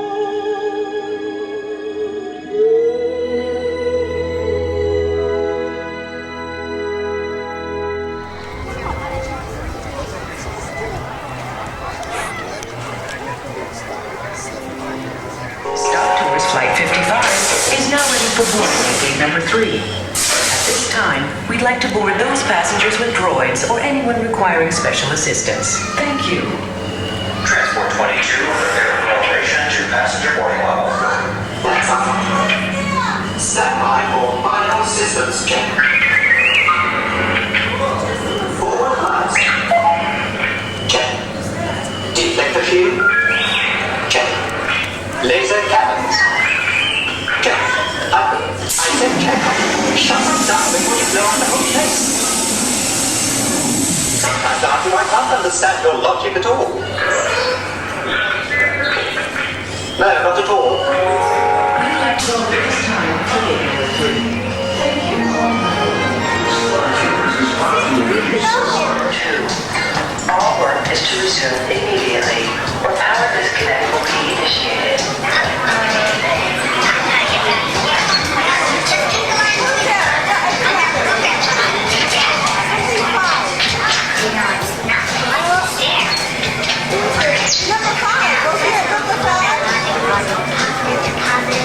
This is Captain Rex from the cockpit. I know this is probably your first flight, and it's mine too. Well, it looks like we're going to have a smooth flight to Endor, so I'll go ahead and open the cockpit shield. Hi there!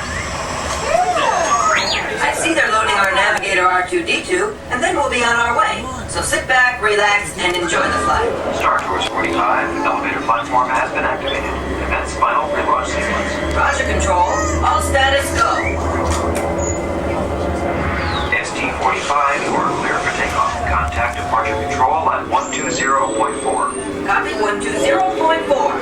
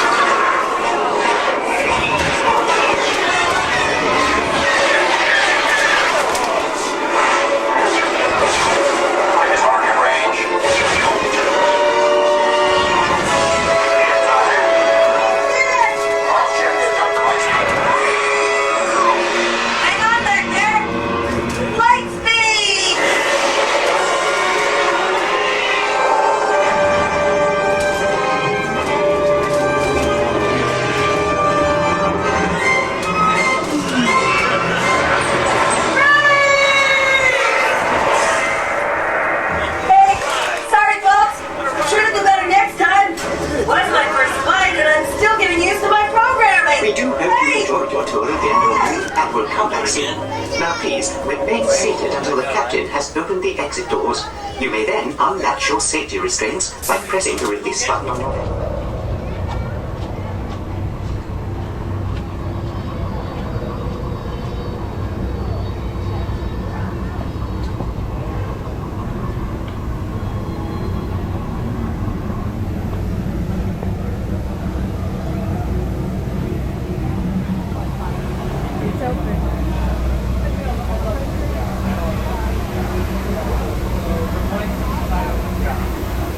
There it is.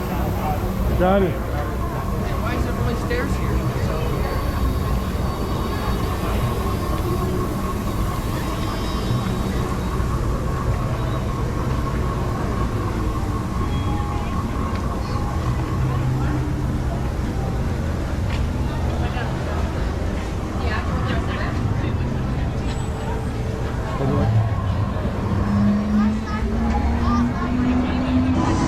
What do you think, John? Oh boy.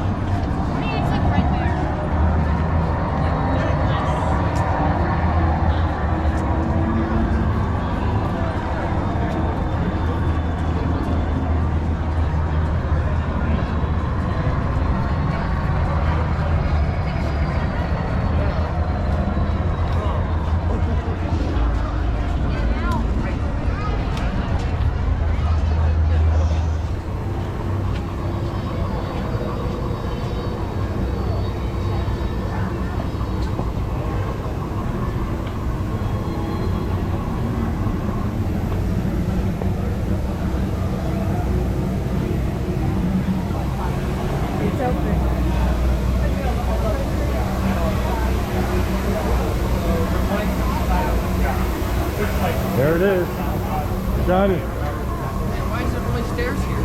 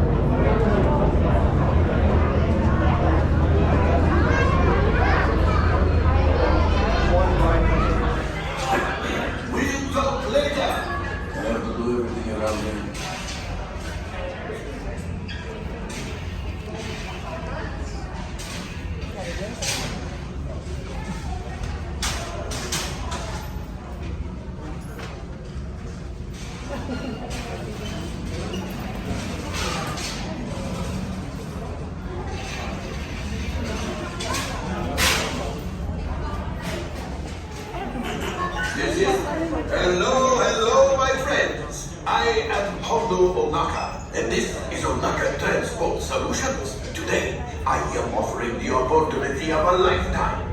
I need flight crews to transport this valuable merchandise across the galaxy. Pilots to navigate, engineers to operate the ship, and gunners to defend the shipments. And that is where you come in. The Millennium Falcon, on loan for some very fast and very profitable expeditions. Chewbacca, my fine furry friend! Yes, as we agreed, you let us use the ship, we'll get you the supplies you need. It's a win-win. You help the resistance, and I did all the profits. What? No, the first order will never know we were there. Okay, time to go, so, bye-bye. We better go before he changes his mind.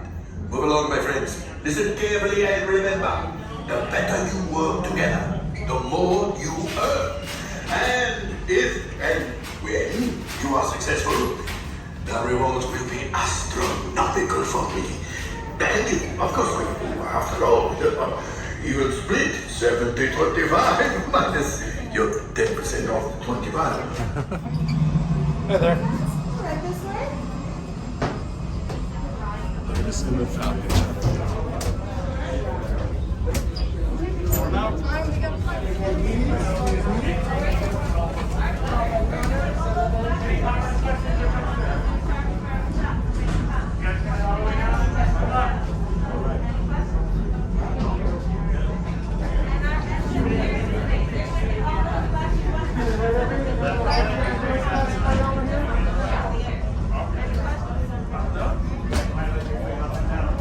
Right over here, pilots, right over here in the front, please. Stand side by side, faces country. Turn around.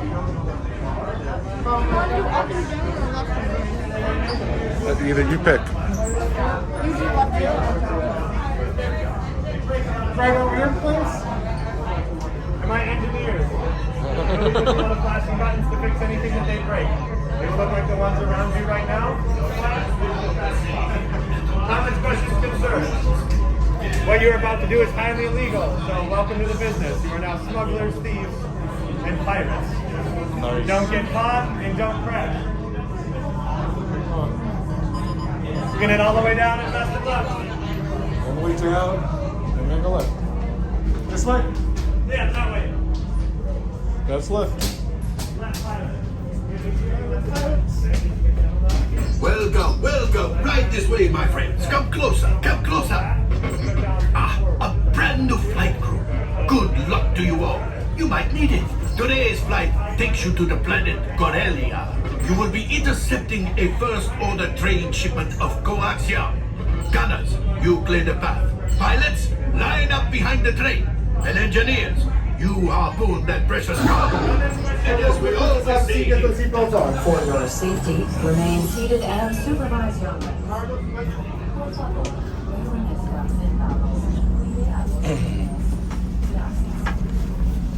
We are the pilots.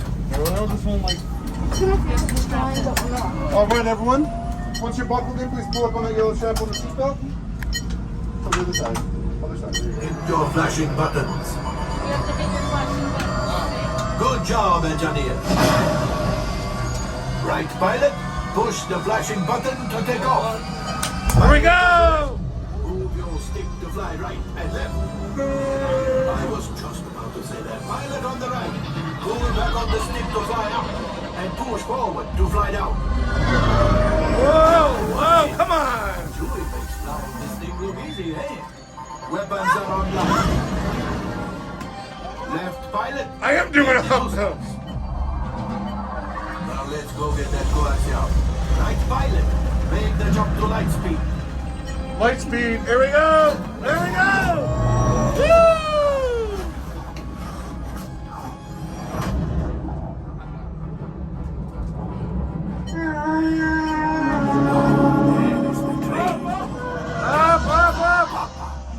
Those heavy dies are protecting the train. Take them out. Take them out, guys! Yeah! Thank you, basic action. Let's go, Frankie! Gunners, we need to defend ourselves. Open fire. Get them, guys! Right! After that plane. Flight engineers, fire the harpoon. Now, gunners, shoot the car. Get him! Left pilot, ready. Left, John! No! Well, my friends, that could have been much worse. Okay, it's much worse.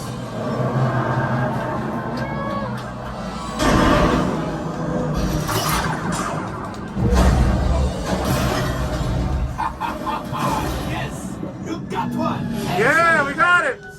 Power up the ship. Well, I have the cold axiom.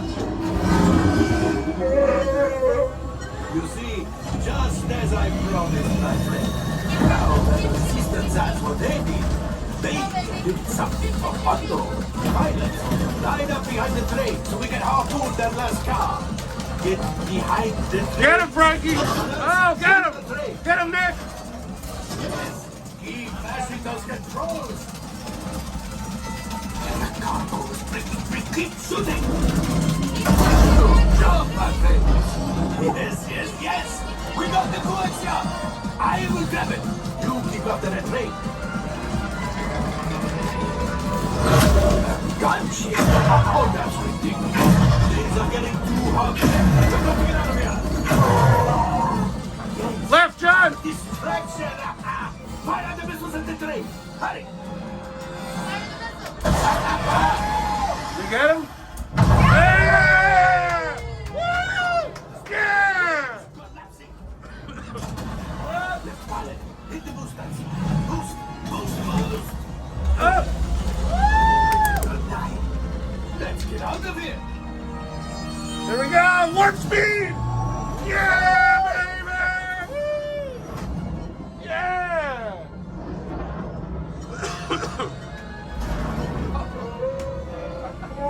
Up! Yes, Chewie will pilot Right! remote. Left! Wow! This will greatly help the resistance. You have heard the First Order and made Chewie proud. Now, after my modest profit, your cut minus what you owe me for damaging the Falcon is, hey, not bad. What do we got? 6,000. Okay.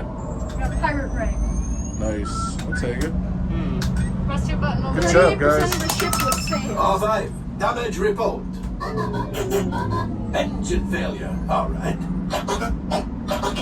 Hyperdrive leak, that is not too good. Okay. Multiple hull ruptures, well, it could be worse.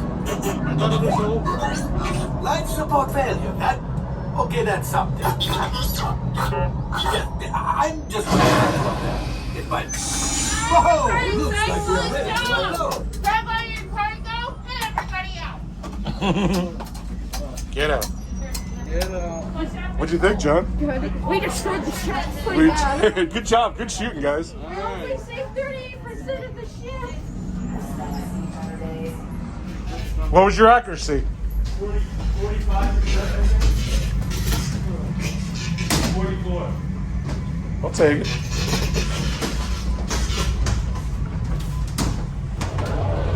Army Corelli.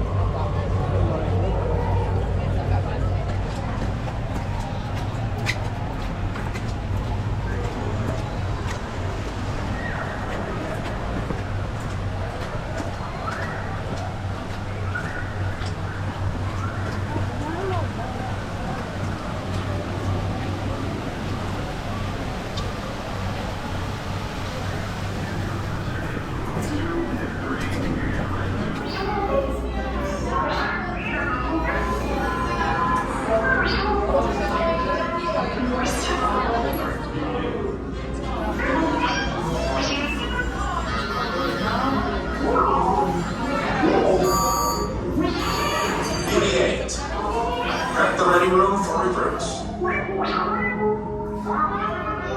Commander 9-9, please report back to ITS cockpit.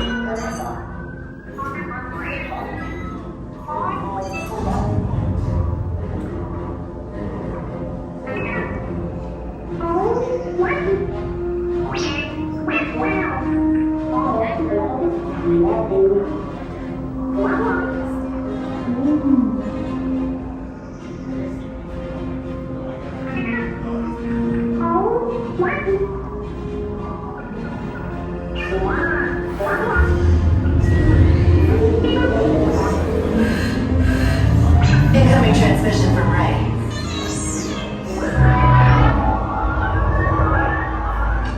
BB-8, is everyone assembled? Good.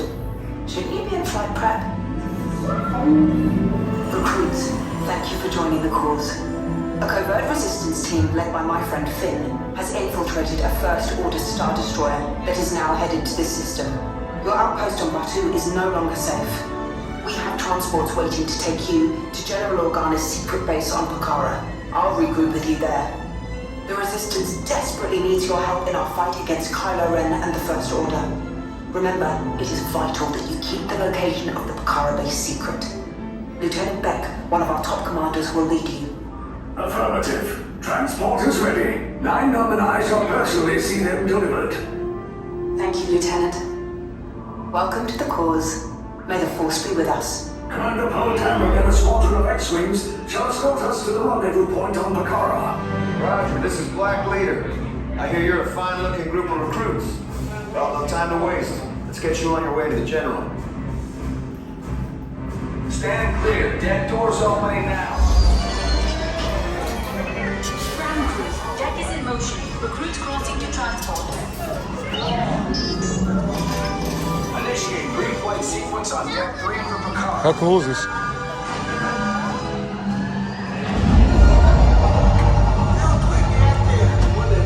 Affirmative. Deck 3, you are clear for launch.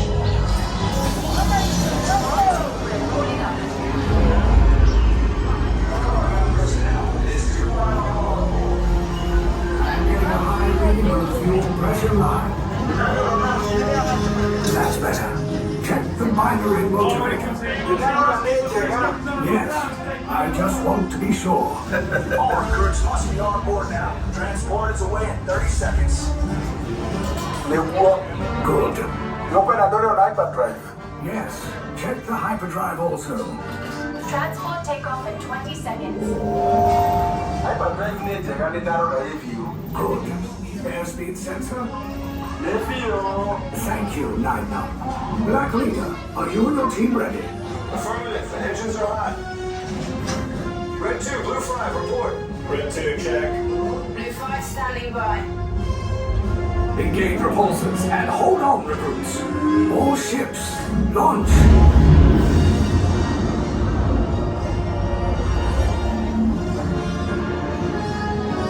I am Lieutenant Beck. As you heard from Ray, I've been tasked with getting you to Bakara. Red 2, Blue 5, keep tight now. Let's get ready to make that jump to light speed on my mark.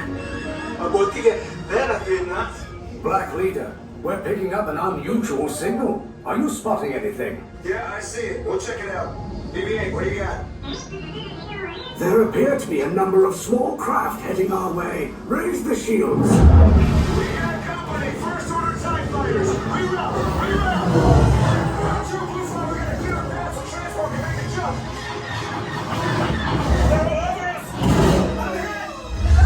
We lost Red 2, more incoming.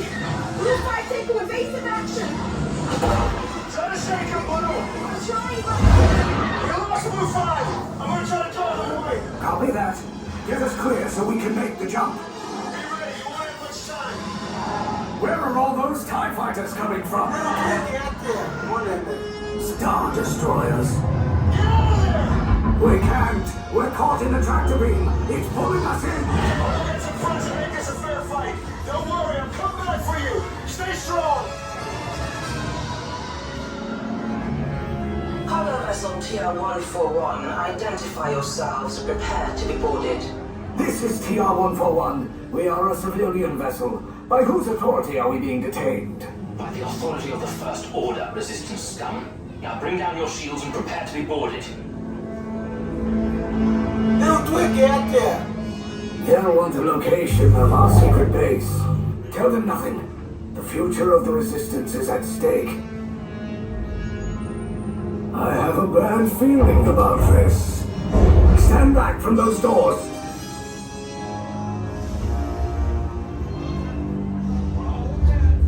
This ship is now under the command of the First Order. You will disembark and proceed down the corridor to your right for interrogation. Now get off the ship.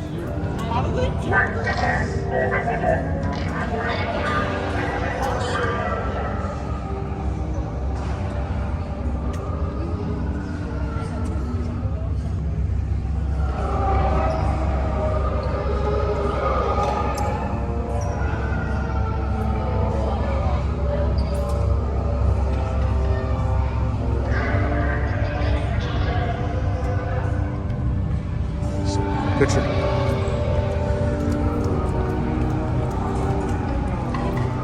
Oops, sorry.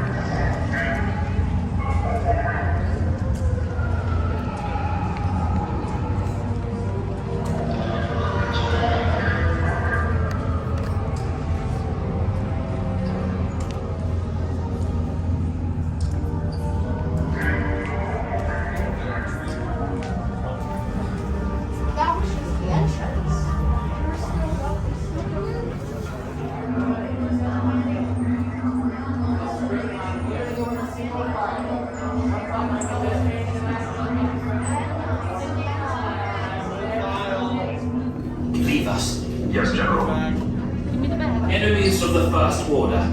We will soon snuff out your meager resistance. You chose the wrong side, and now you will pay. The Resistance prisoners. You have what I want. You know the location of the secret base, and I will take it from you. We are needed on the bridge. Keep the prisoners here. I will return to finish this personally.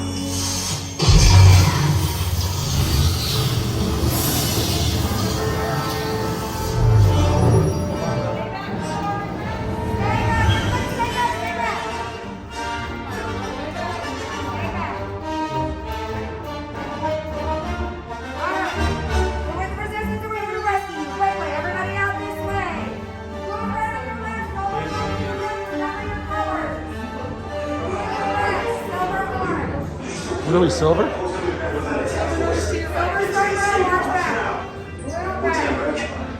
We need to find him a way.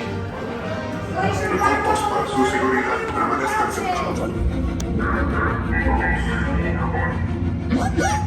Tell them it's a prisoner transfer. Did it work? Good. Now get a move on.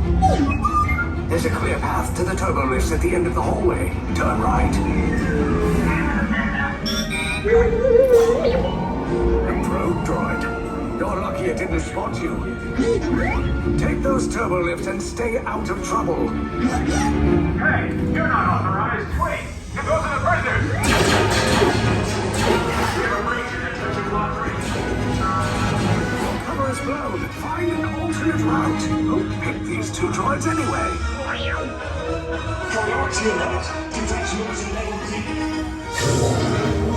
There they are! Fire!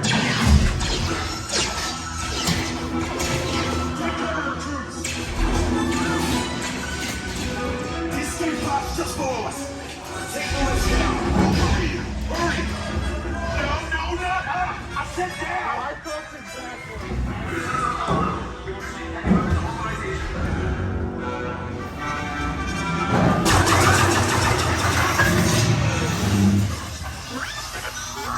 This does not look good. Try to find another way down to the escape pods.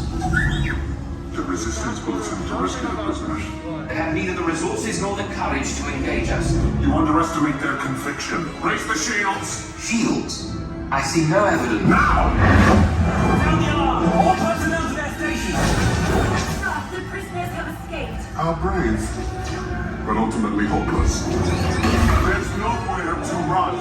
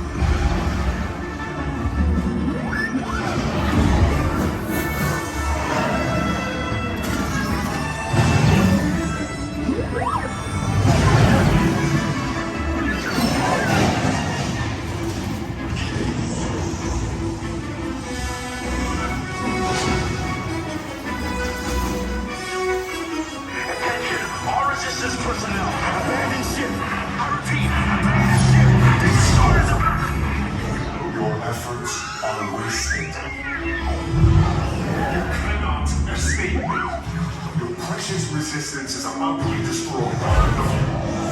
No!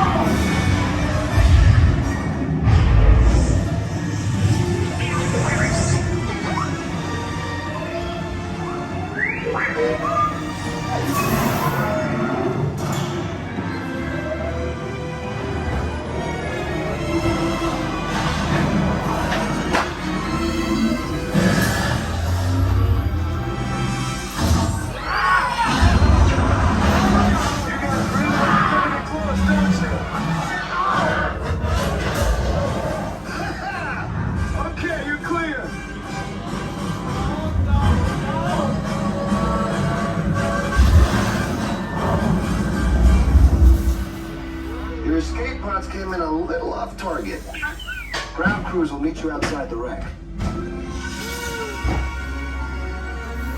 All right, nice job, recruits. Not what you signed on for, but hey, you're resistance now. I think I have that authority. Right, Beck? Where's the lieutenant? I need eyes on Beck. Line up, scan for his pod beacon. Lieutenant back here. Beck! You're alive! I should hope so. Great job, recruits. Thanks to your heroism, the location of the resistance base is secure. Bravo! Yes, R5, you too.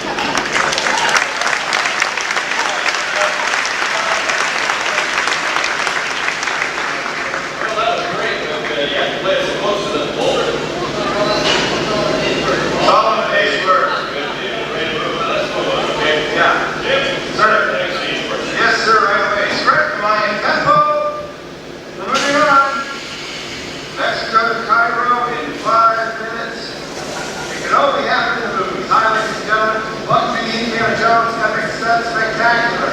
Well, what'd you think?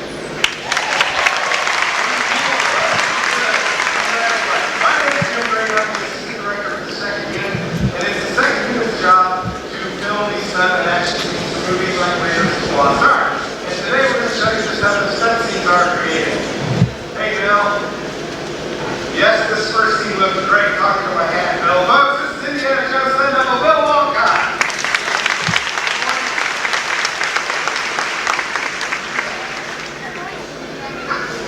Incredible audience, folks.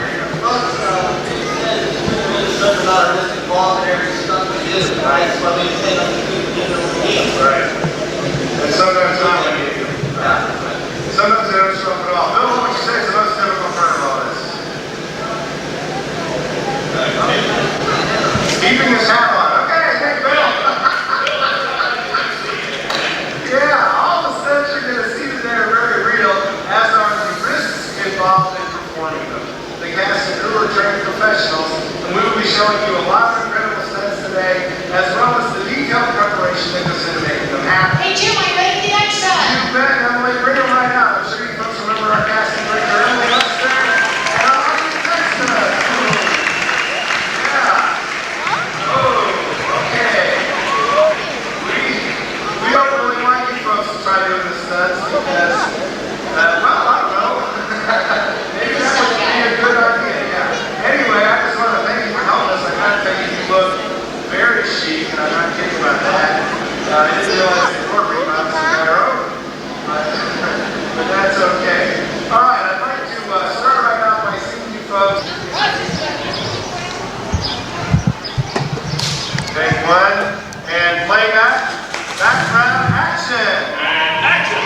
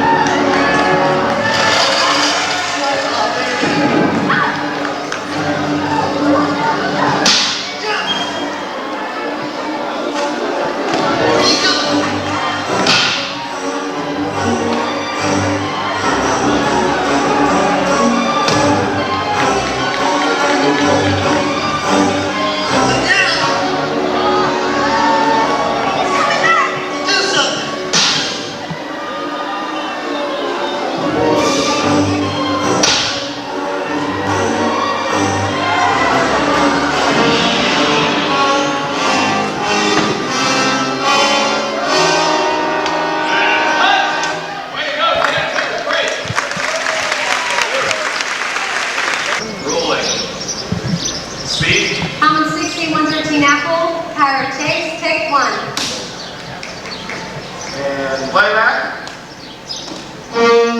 Background action.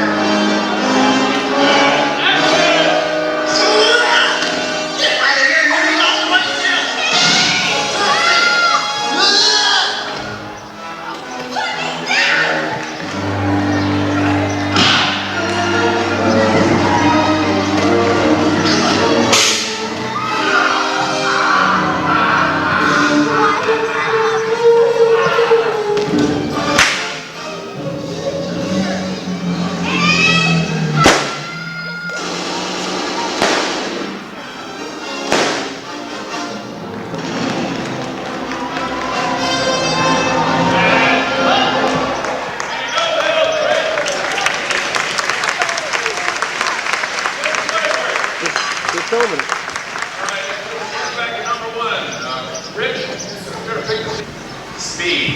Thomas Dixie 114 Apple. Higher with street scene. Take one. Truck's hot. Very good. You ready? Yeah, as soon as before I take one. And action!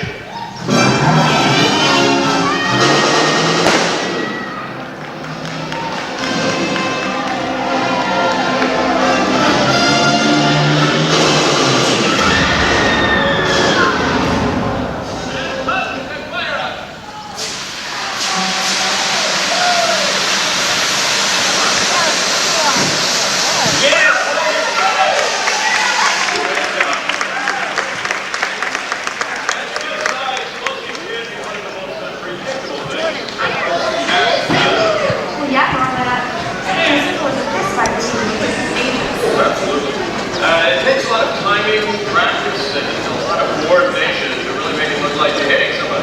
You know, since we've got some time here, why don't we show them? Good idea. Okay, come on. Not me. We got lots to do here, and we'll get one in the end. Good idea, thanks.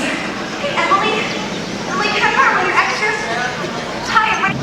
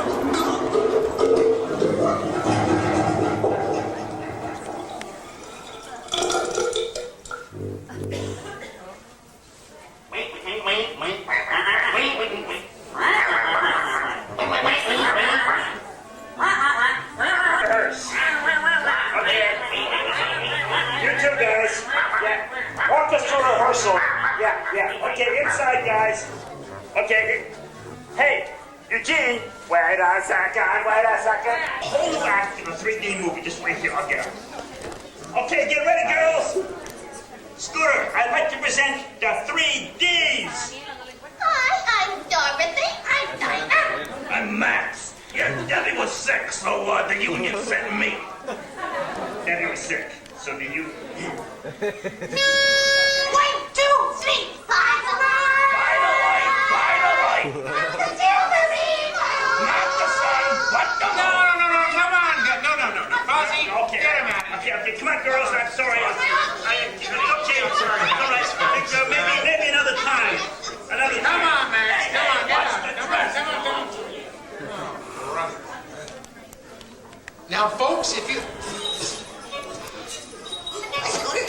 Bean, where are you going? Oh, I'm going to help Miss Piggy with her musical number. But Bean, you know nobody interrupts Miss Piggy while she's rehearsing?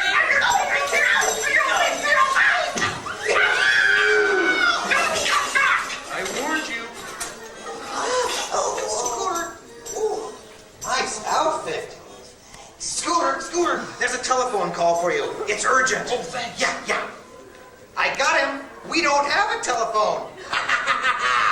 And now, ladies and gentlemen, while you are a captive audience, a display of tremendous tap dancing talent with the added cultural component of a pot of flowers balanced on my head. Hit it, Rusty.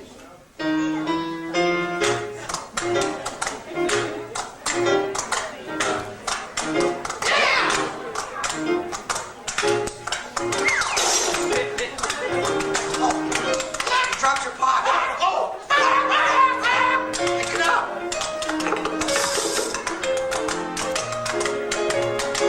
Got it? Yeah!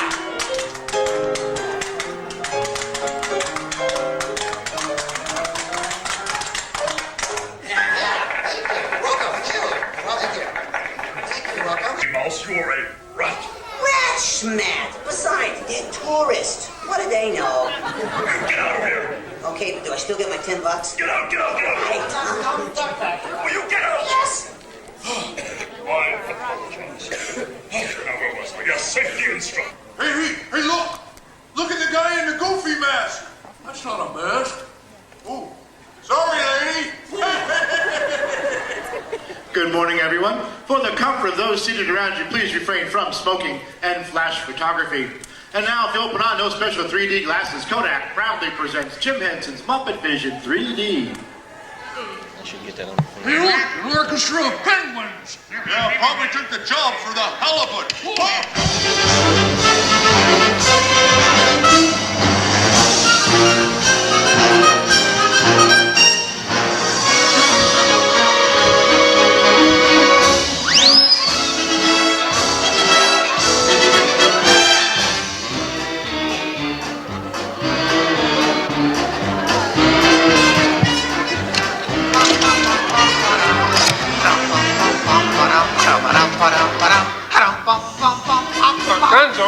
Gonzo? Sorry, boss. Hi-ho, Kermit the Frog here, and welcome to Muppet Vision 3D. Now, let me show you around our research center. See, here in this modern high-tech facility... Here in this modern high-tech facility, we have perfected Muppet Vision 3D, a new film stooping to any cheap 3D tricks. Did you say cheap 3D tricks?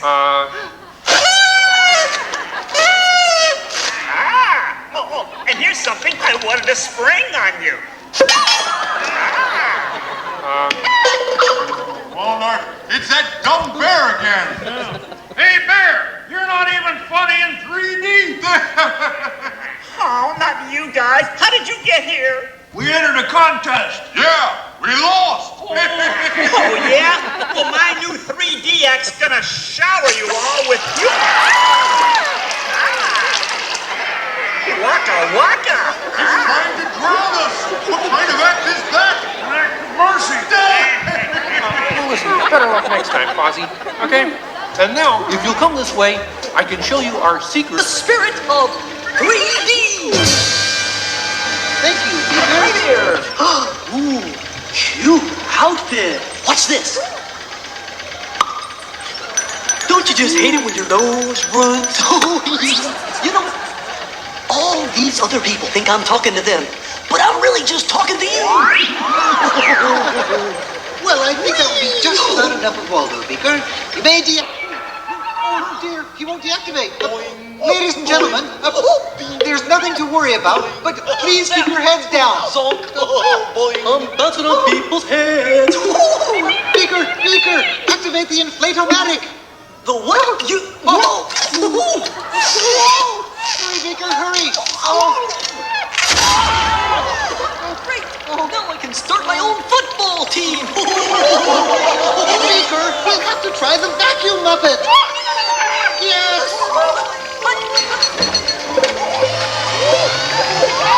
Ladies and gentlemen, we're all safety. Please rest your armrest firmly.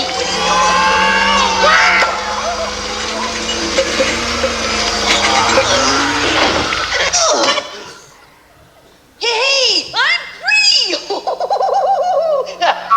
Taxi! All right, now I'm getting out of this place.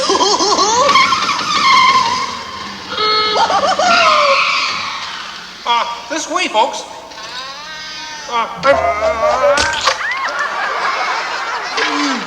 Ozzy, that's terrible. You're right. Needs more sugar. And now, ladies and gentlemen, for the first musical portion of our demonstration, we have Miss Piggy in a wonderful 3D number. That's you, penguins.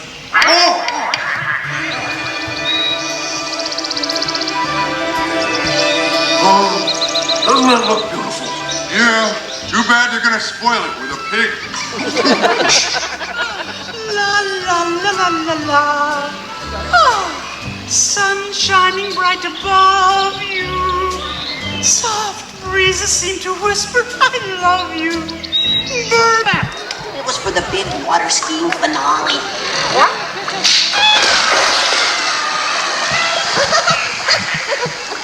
Bee Bunny, what are you doing? What do you mean? You are ruining this film. Well, I was just trying to help. Get out. I didn't mean anything. Go away. Go away. Hey, what's all the commotion about? Bunny ran away. Well, you know what that makes him? Smarter than us. Anybody seen a bunny? I don't see a bunny. Where? Where? Oh, nothing up there but a bunny. A bunny? Bean! Nice sweet. Hey, Kermit, look! What? Bean, what are you doing out there? I'm running away. Nobody would let me help in the movie. Oh. This is a very moving moment. Yeah, I wish they'd move it to Pittsburgh. Hey, Bean! What are we doing sticking around here? Let's burn rubber! Who's that? He's Waldo, my 3D friend, and we're both leaving the movie. Right. But Bean, if you leave, you'll miss all the fireworks. Right, yeah! Fireworks? Ooh. Okay, I'll stay, but I want to help. Gee, is there anything Bean can do in the final number? Oh gosh, maybe Bean could set off the fireworks. That sounds great. Yeah, and I'll stay and help. I love fireworks. Well, okay. Sam, are you about ready? Yes, it's a glorious 3-hour finale. You got a minute and a half. Okay, everybody, get ready. Ladies and gentlemen, the Muppets proudly present the final demonstration of Muppet Vision 3D.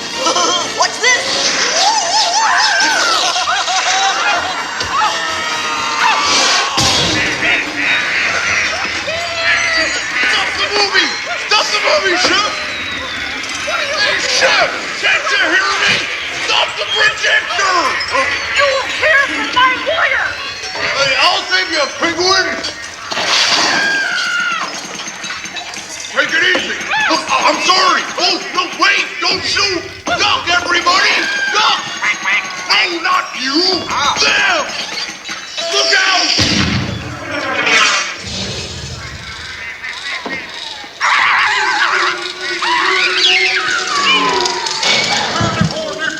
At last, I'm out of that silly film. Hey, what are you shooting at me for? It was the penguin. Hey, watch it, will ya?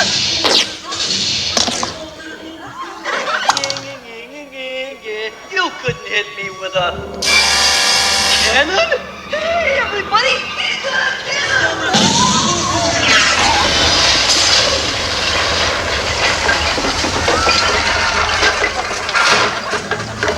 Wow! Everyone okay in here? We surrender! We surrender! What an explosion! Ladies and gentlemen, I'd like to apologize for our slight technical difficulties, but I do wish to assure you that no one was hurt and this theater suffered only minor damage. So thank you very much for coming to see this demonstration of Muppet Vision technology, and enjoy the rest of your stay, and come see us again sometime.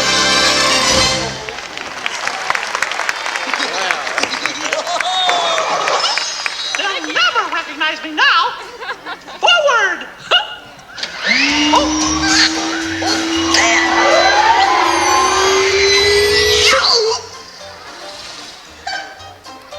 Cute ending. Well, what do you think? We have time to go to the bathroom before the next show? We can't, you old fool! We're bolted to the seats!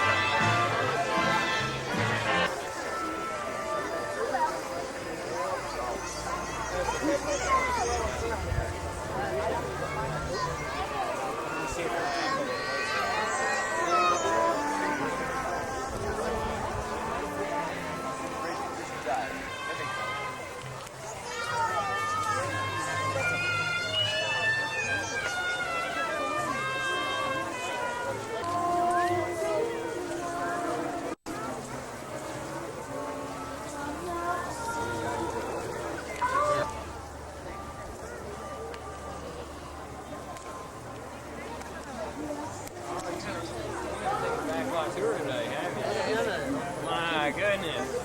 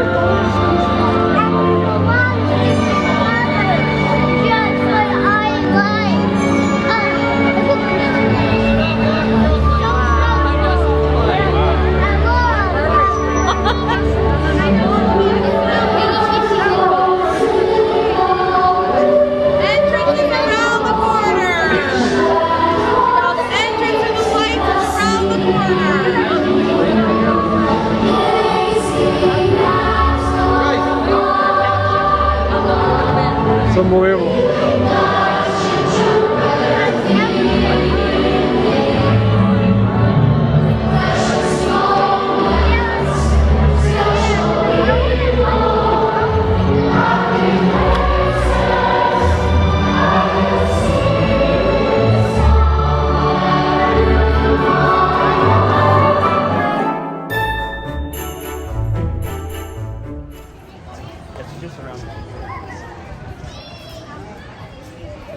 Yeah. Sure. Sir.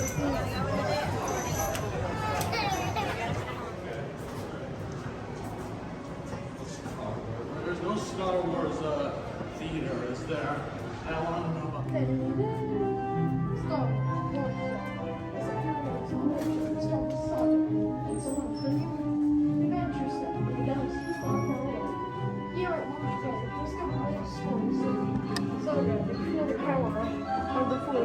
Finding us together. Our journey begins with an awakening. Welcome to a new era. Nice. Look familiar? The fifth ship.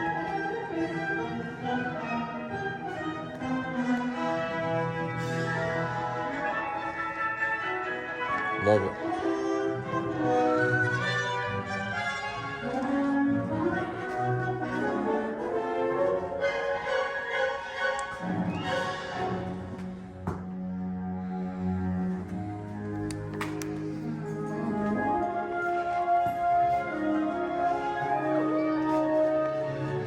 You know what that is?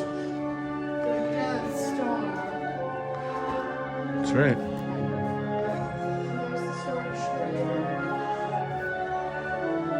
Look at the pictures.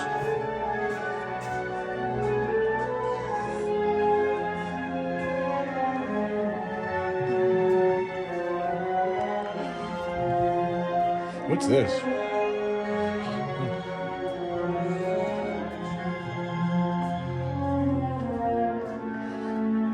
Did you blow up the Death Star, John?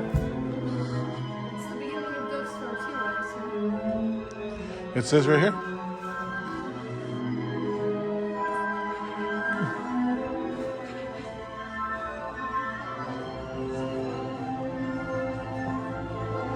Come on, Nick. Still welcome. Wow, look at that, John.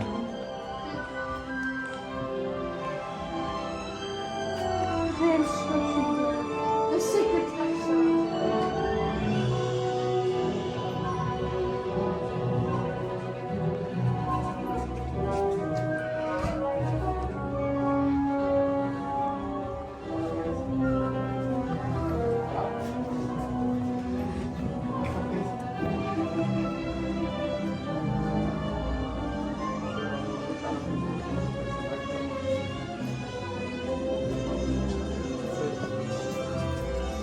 Nick.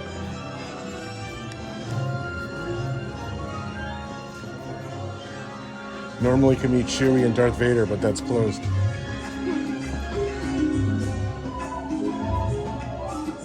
This part, little Jabba came out.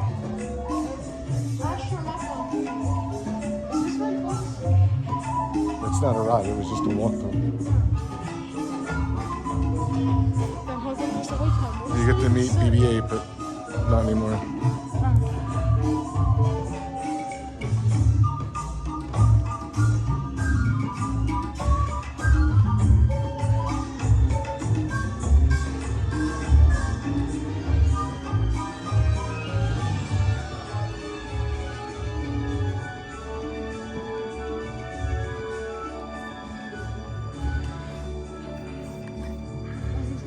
There's Ray and Ray's ship over there.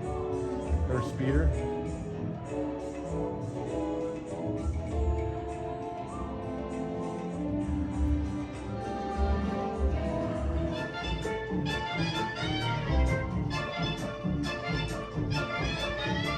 Got your blue milk? Yeah. I think it's fake liquid. Is that? It is.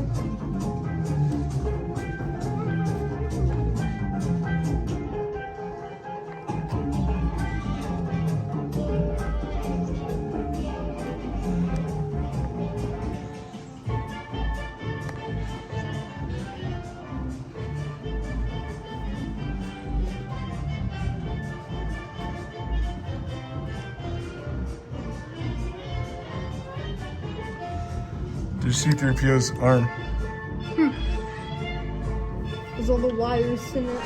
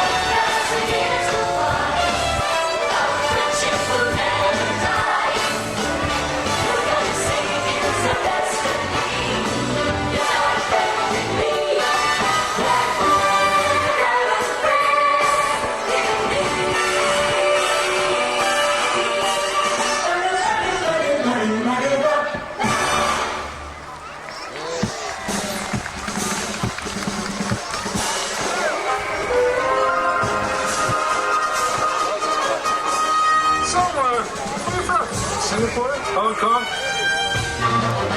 Oh, really? I'm from play school. And the dolls must really go for you. Mrs. Potato Head, Mrs. Potato Head, Mrs. Potato Head. Oh, boy. I can drink, can't I?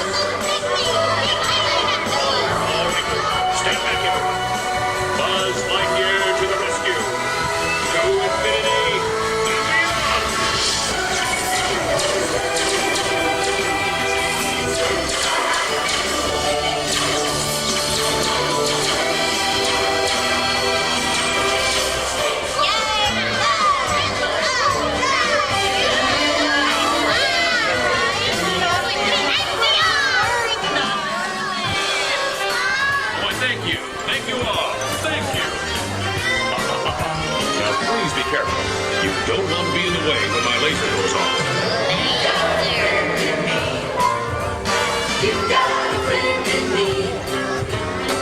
When the road looks rough ahead and you're miles and miles from your nice warm bed, just remember what your old pal said.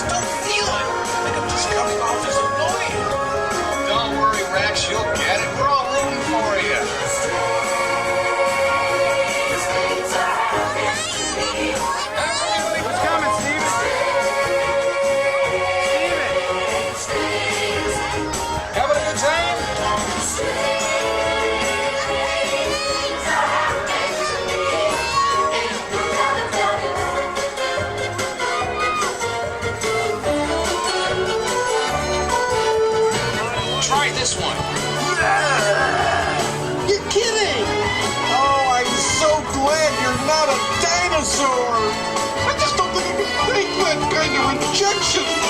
Come on, Max, try it again. Way to go, Rex. That's more like it.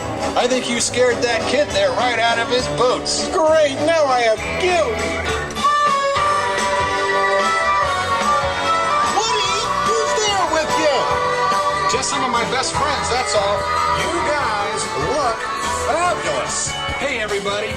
I'd like you to meet Mike and Lenny. How are you, Mike? How's it going, Lenny? And say hey to my friend Snake. Now, this is what I call a parade.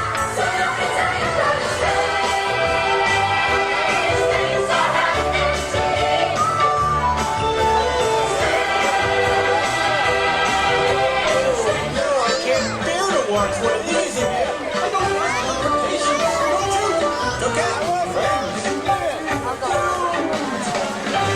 Have a great day, everybody. Hope to see you again soon. See you next time. And remember, take care of your toys. Howdy!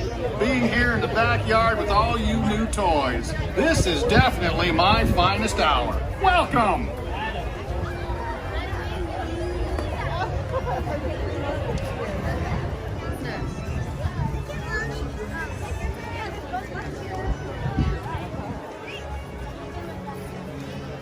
I should do a live stream, shouldn't I?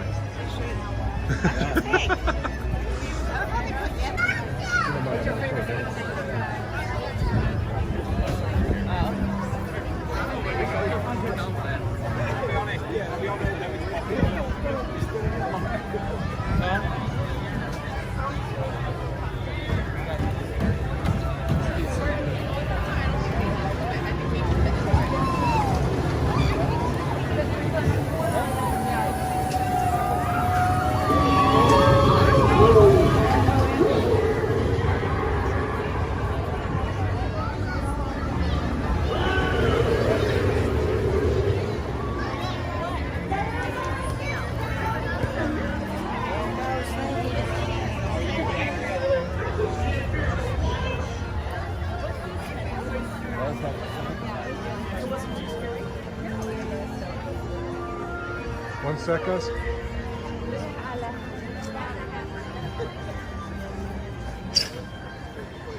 Howdy, I'm Jessie, and that dinosaur toy up there, that's Rex. How's it going, Rex? My video game experience never prepared me for this.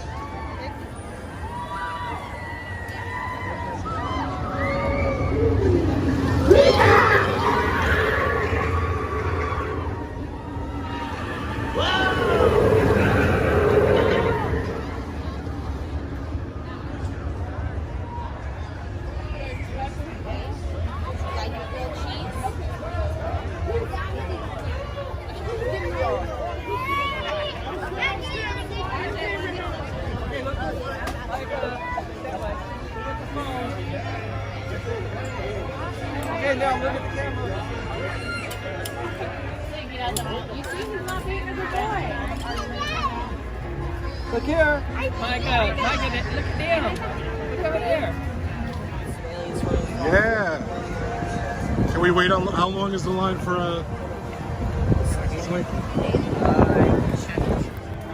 yes.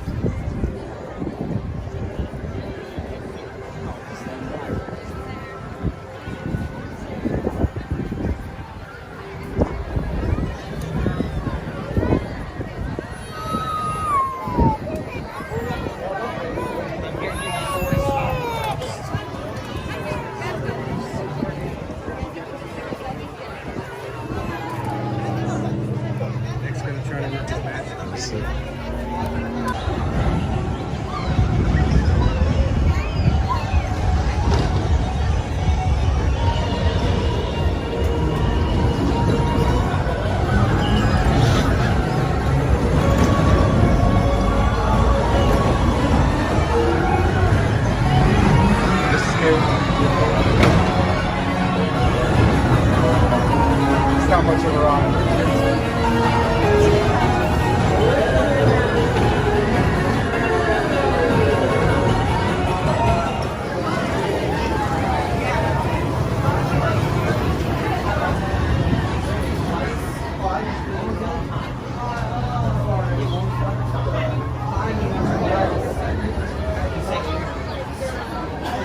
Years I've ever seen.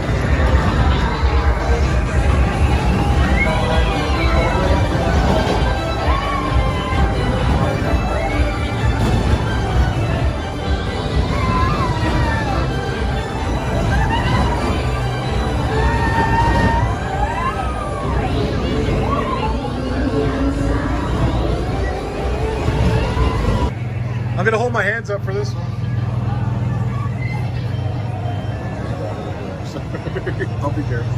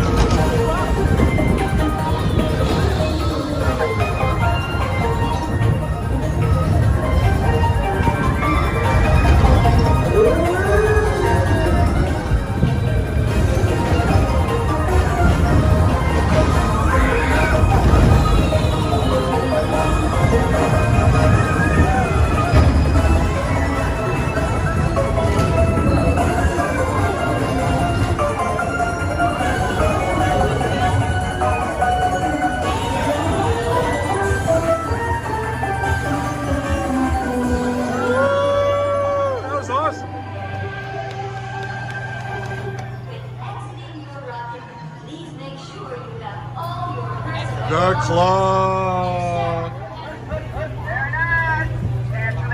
Here comes the sun.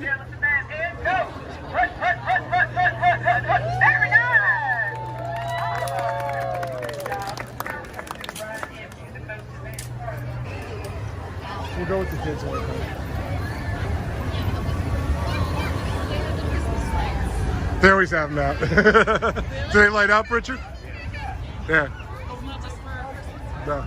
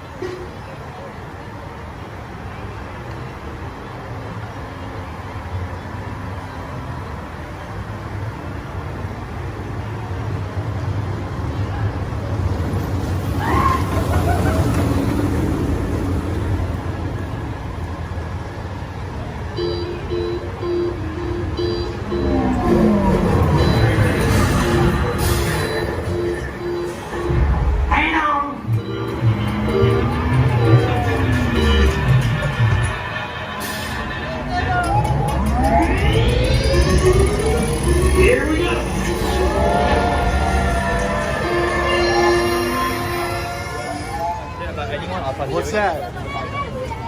That's the snack. That's the restaurant? Yeah, that's Woody's lunchbox. I thought, like, I always thought it was like over there for some reason. Yeah, What's over there? To the left of the saucer. You're right. I think it's gonna be cool.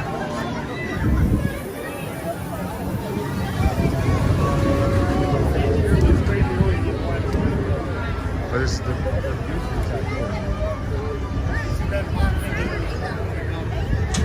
they got updated.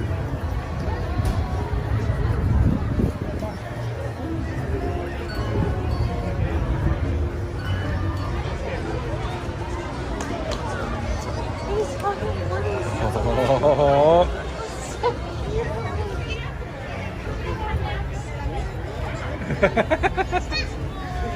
Oh. I'm gonna cry. He's a buzz man too. Look how long he's been working.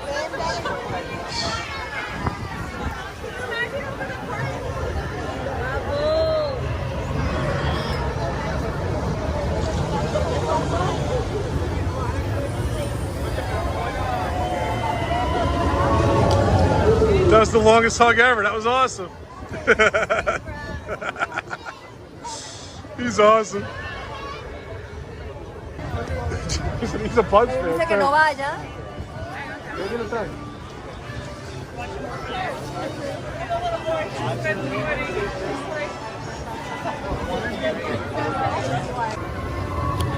I've never been in this entrance either. It's cool.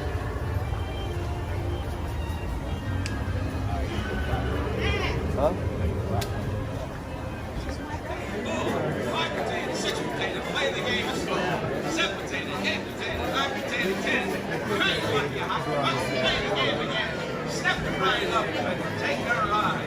My toy friends are all inside. There's no need to be afraid of.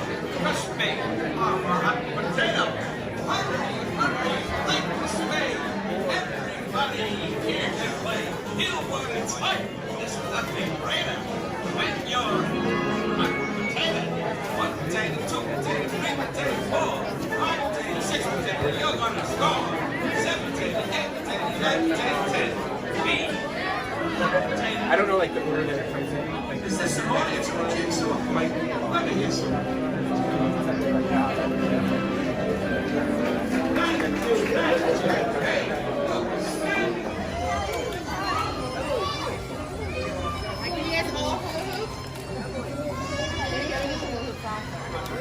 Red. Oh, you want a yellow one? Oh, I like that.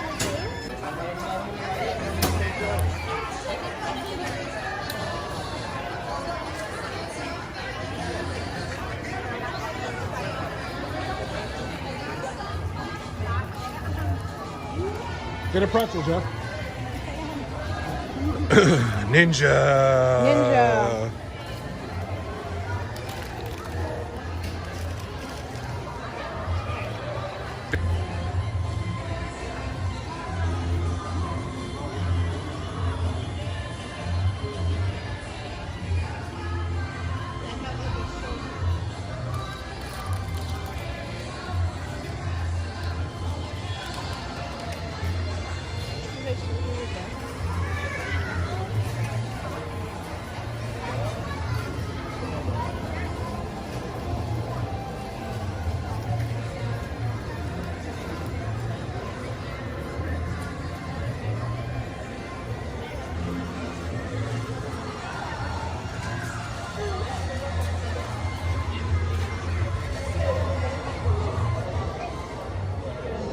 Where's Edna?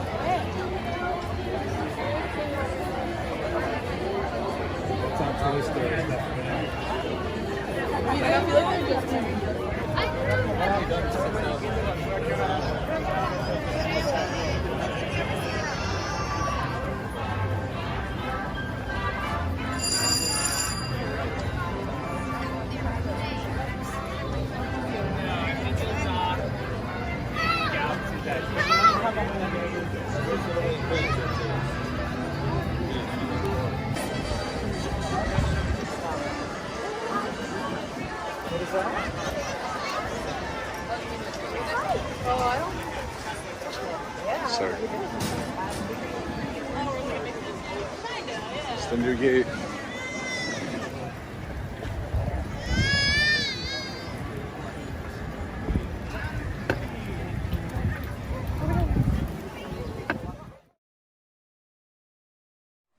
You sailing? And if we may be of further assistance.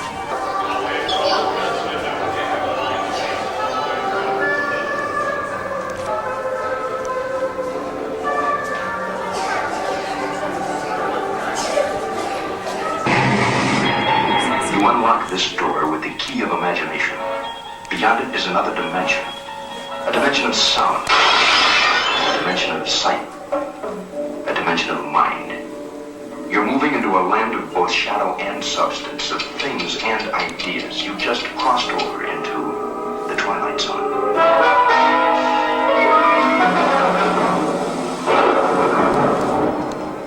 Hollywood, 1939.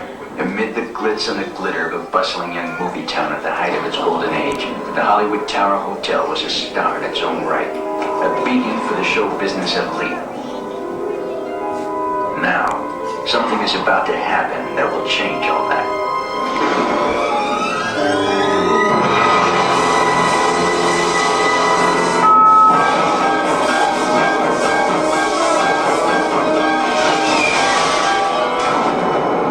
The time is now, on an evening very much like the one we have just witnessed. Tonight's story of the Twilight Zone is somewhat unique and calls for a different kind of introduction. This, as you may recognize, is a maintenance service elevator, still in operation, waiting for you. We invite you, if you dare, to step aboard, because in tonight's episode, you are the star, and this elevator travels directly to the Twilight Zone. So waiting for you on the other side. Please step quickly and carefully. You are the passengers on a most uncommon elevator.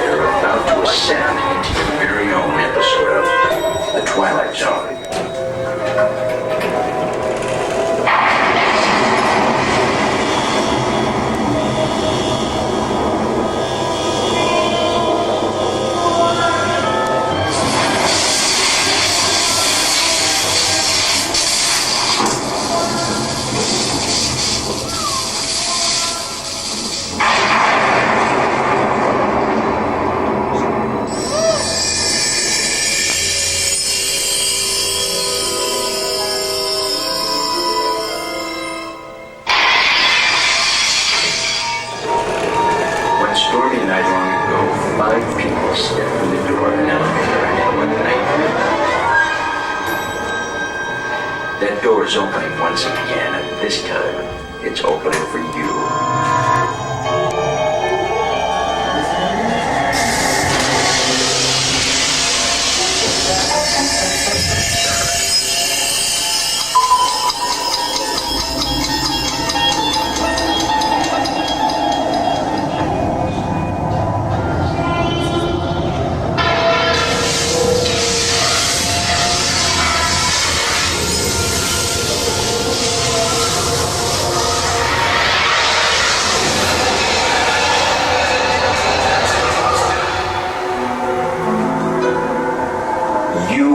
To discover what lies beyond the 5th dimension, beyond the deepest, darkest corner of the imagination, in the Tower of Terror.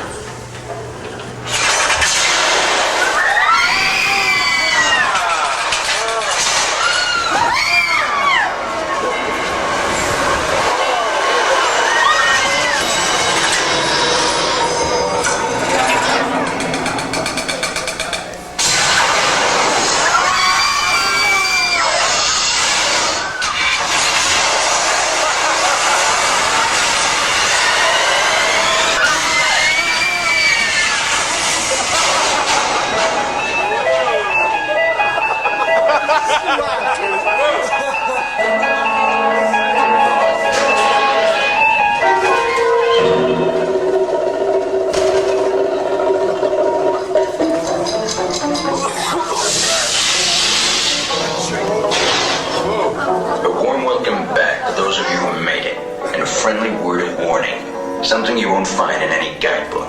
The next time you check into a deserted hotel on the dark side of Hollywood, make sure you know just what kind of vacancy you're filling, or you may find yourself a permanent resident of the Twilight Zone. Mine looks like one moment with the boy if it's all right with you. He's not made of stone like us. Quasi, what's wrong? Want to tell Laverne all about it? I just don't feel like watching the festival, that's all. Think everything could go in there instead? Sure, but I never fit in out there. Besides, you're all forgetting one big thing. What? My master, Frollo. Oh. He hates the Feast of Fools. He'd be furious if I asked to go. And who says you gotta ask? And if I got caught? That's the big forgiveness and ask permission. He might see me. You can wear a disguise. Just this once. What Frollo doesn't know can't hurt you. Ignorance is bliss. Who's talking?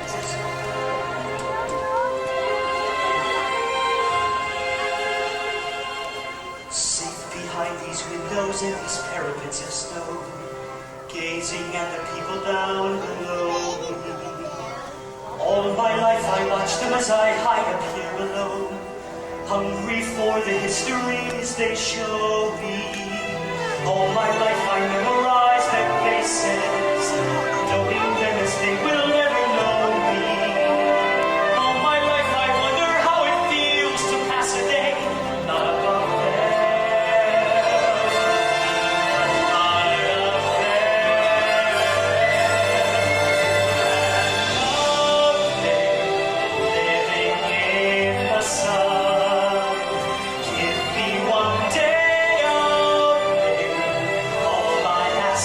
Is one to hold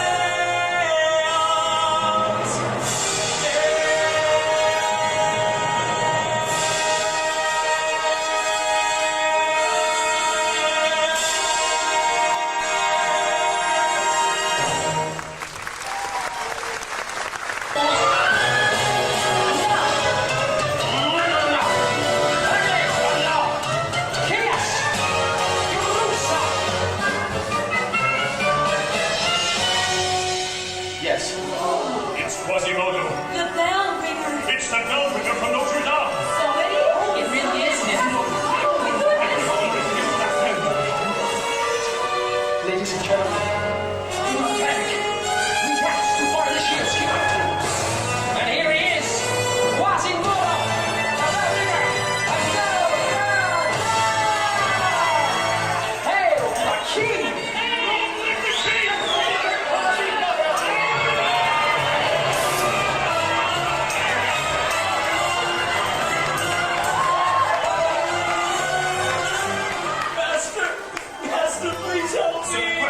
Stop this. In a moment, Captain. The lesson needs to be learned here. Don't be afraid. You, Dixie girl, get down at once. Yes, Your Honor. Just as soon as I help this poor creature. I forbid it! How dare you defy me? You mistreat this poor boy the same way you mistreat my people. Silence! Justice! Mark my words, Gypsy. You will pay for this insolence. Then it appears we've crowned the wrong fool. Because the only fool I see is you. Captain Phoenix, arrest her. Let me see. What's a poor girl to do? Witchcraft! Find her, Captain. I want her alive. Yes, sir. Seal off the area, men. Do not harm her. What a woman!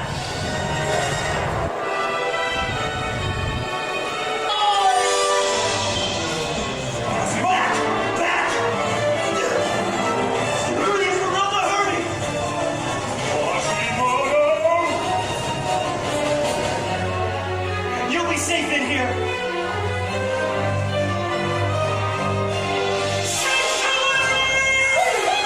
Sanctuary! Seize the cathedral. Get back, you cowards! Pick up that beam! Break down the door!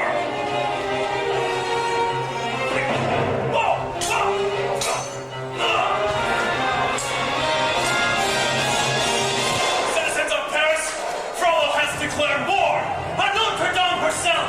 Will we allow it? Hey, hey, looks like the cavalry's here!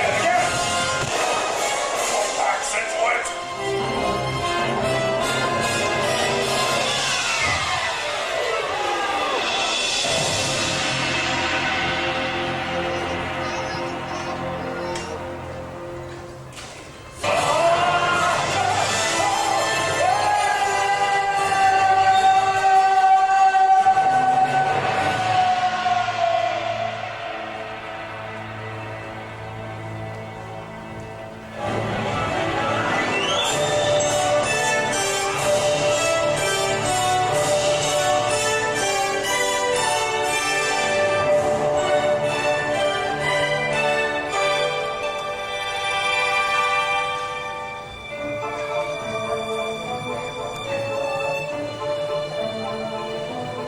So, here's a riddle. Guess if you can. Sing the bells of Notre Dame. What makes a monster and what makes a man? Sing the bells, bells, bells, bells, bells. That he wish the rich and the rich now bells of the bells.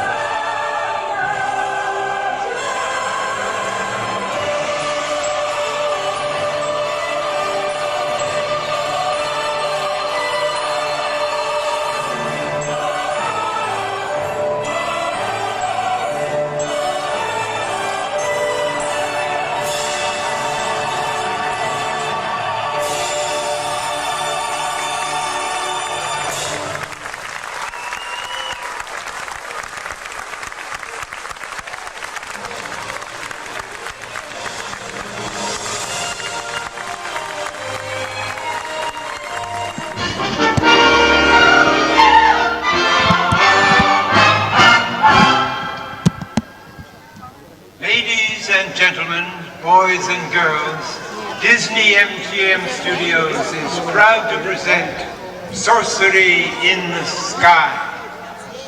Lights. Camera. Action.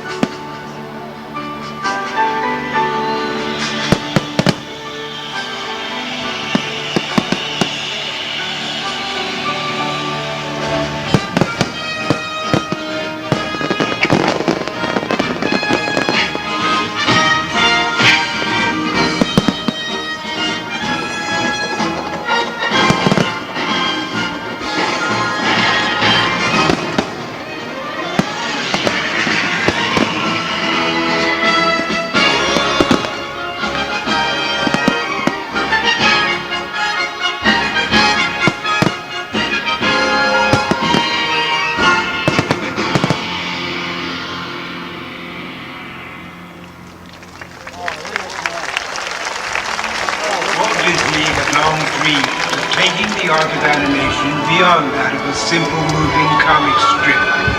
On the eve of November 13th, 1940, and in the very same theater where Mickey Mouse made his debut only a dozen years before, Walt's dream finally came true. A 3-year effort to marry animation to classical music had been completed just 2 days before its world premiere. The New York Times called the result motion picture history, simply terrific. The film was Fantasia.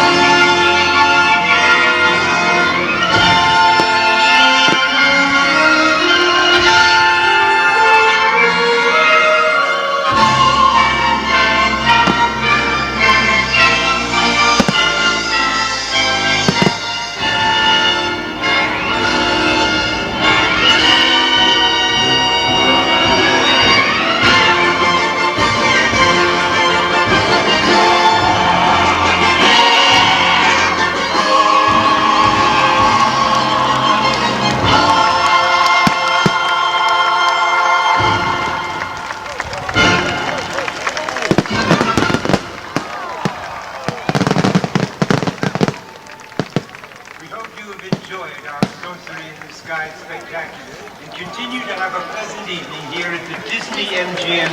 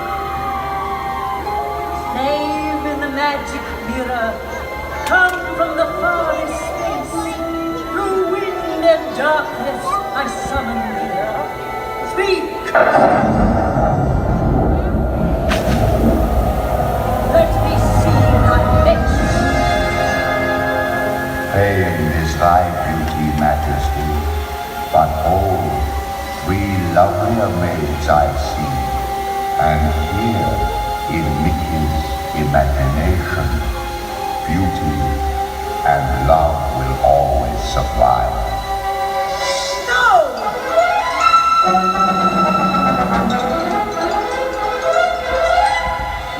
A magic spell in the black of night with a scream of fright and a bolt of light. Turn my hair to white.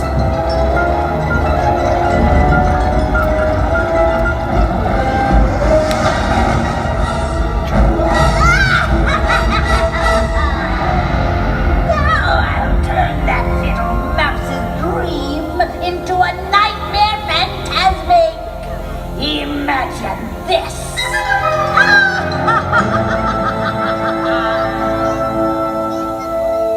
Magic mirror on the wall. All the forces of evil I call. You have the power to control. Mind. It's so exciting. I'm happy. Tonight, let's do the job and take his spirit tonight. Yes. Perfect. It's too late, coward. It's time to say goodbye to Mickey.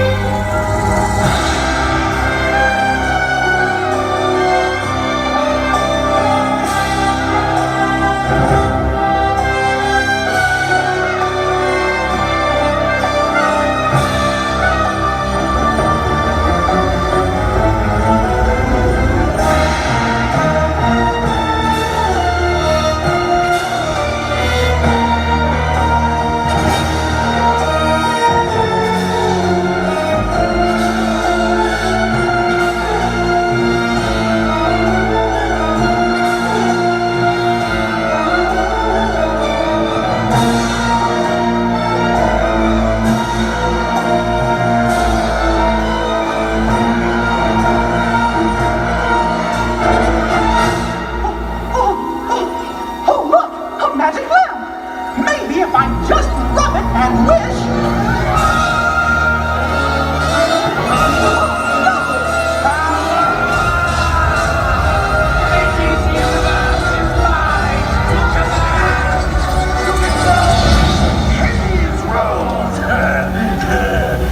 Okay, fine. I'm cool, fine. So, Mickey's thoughts arose so low.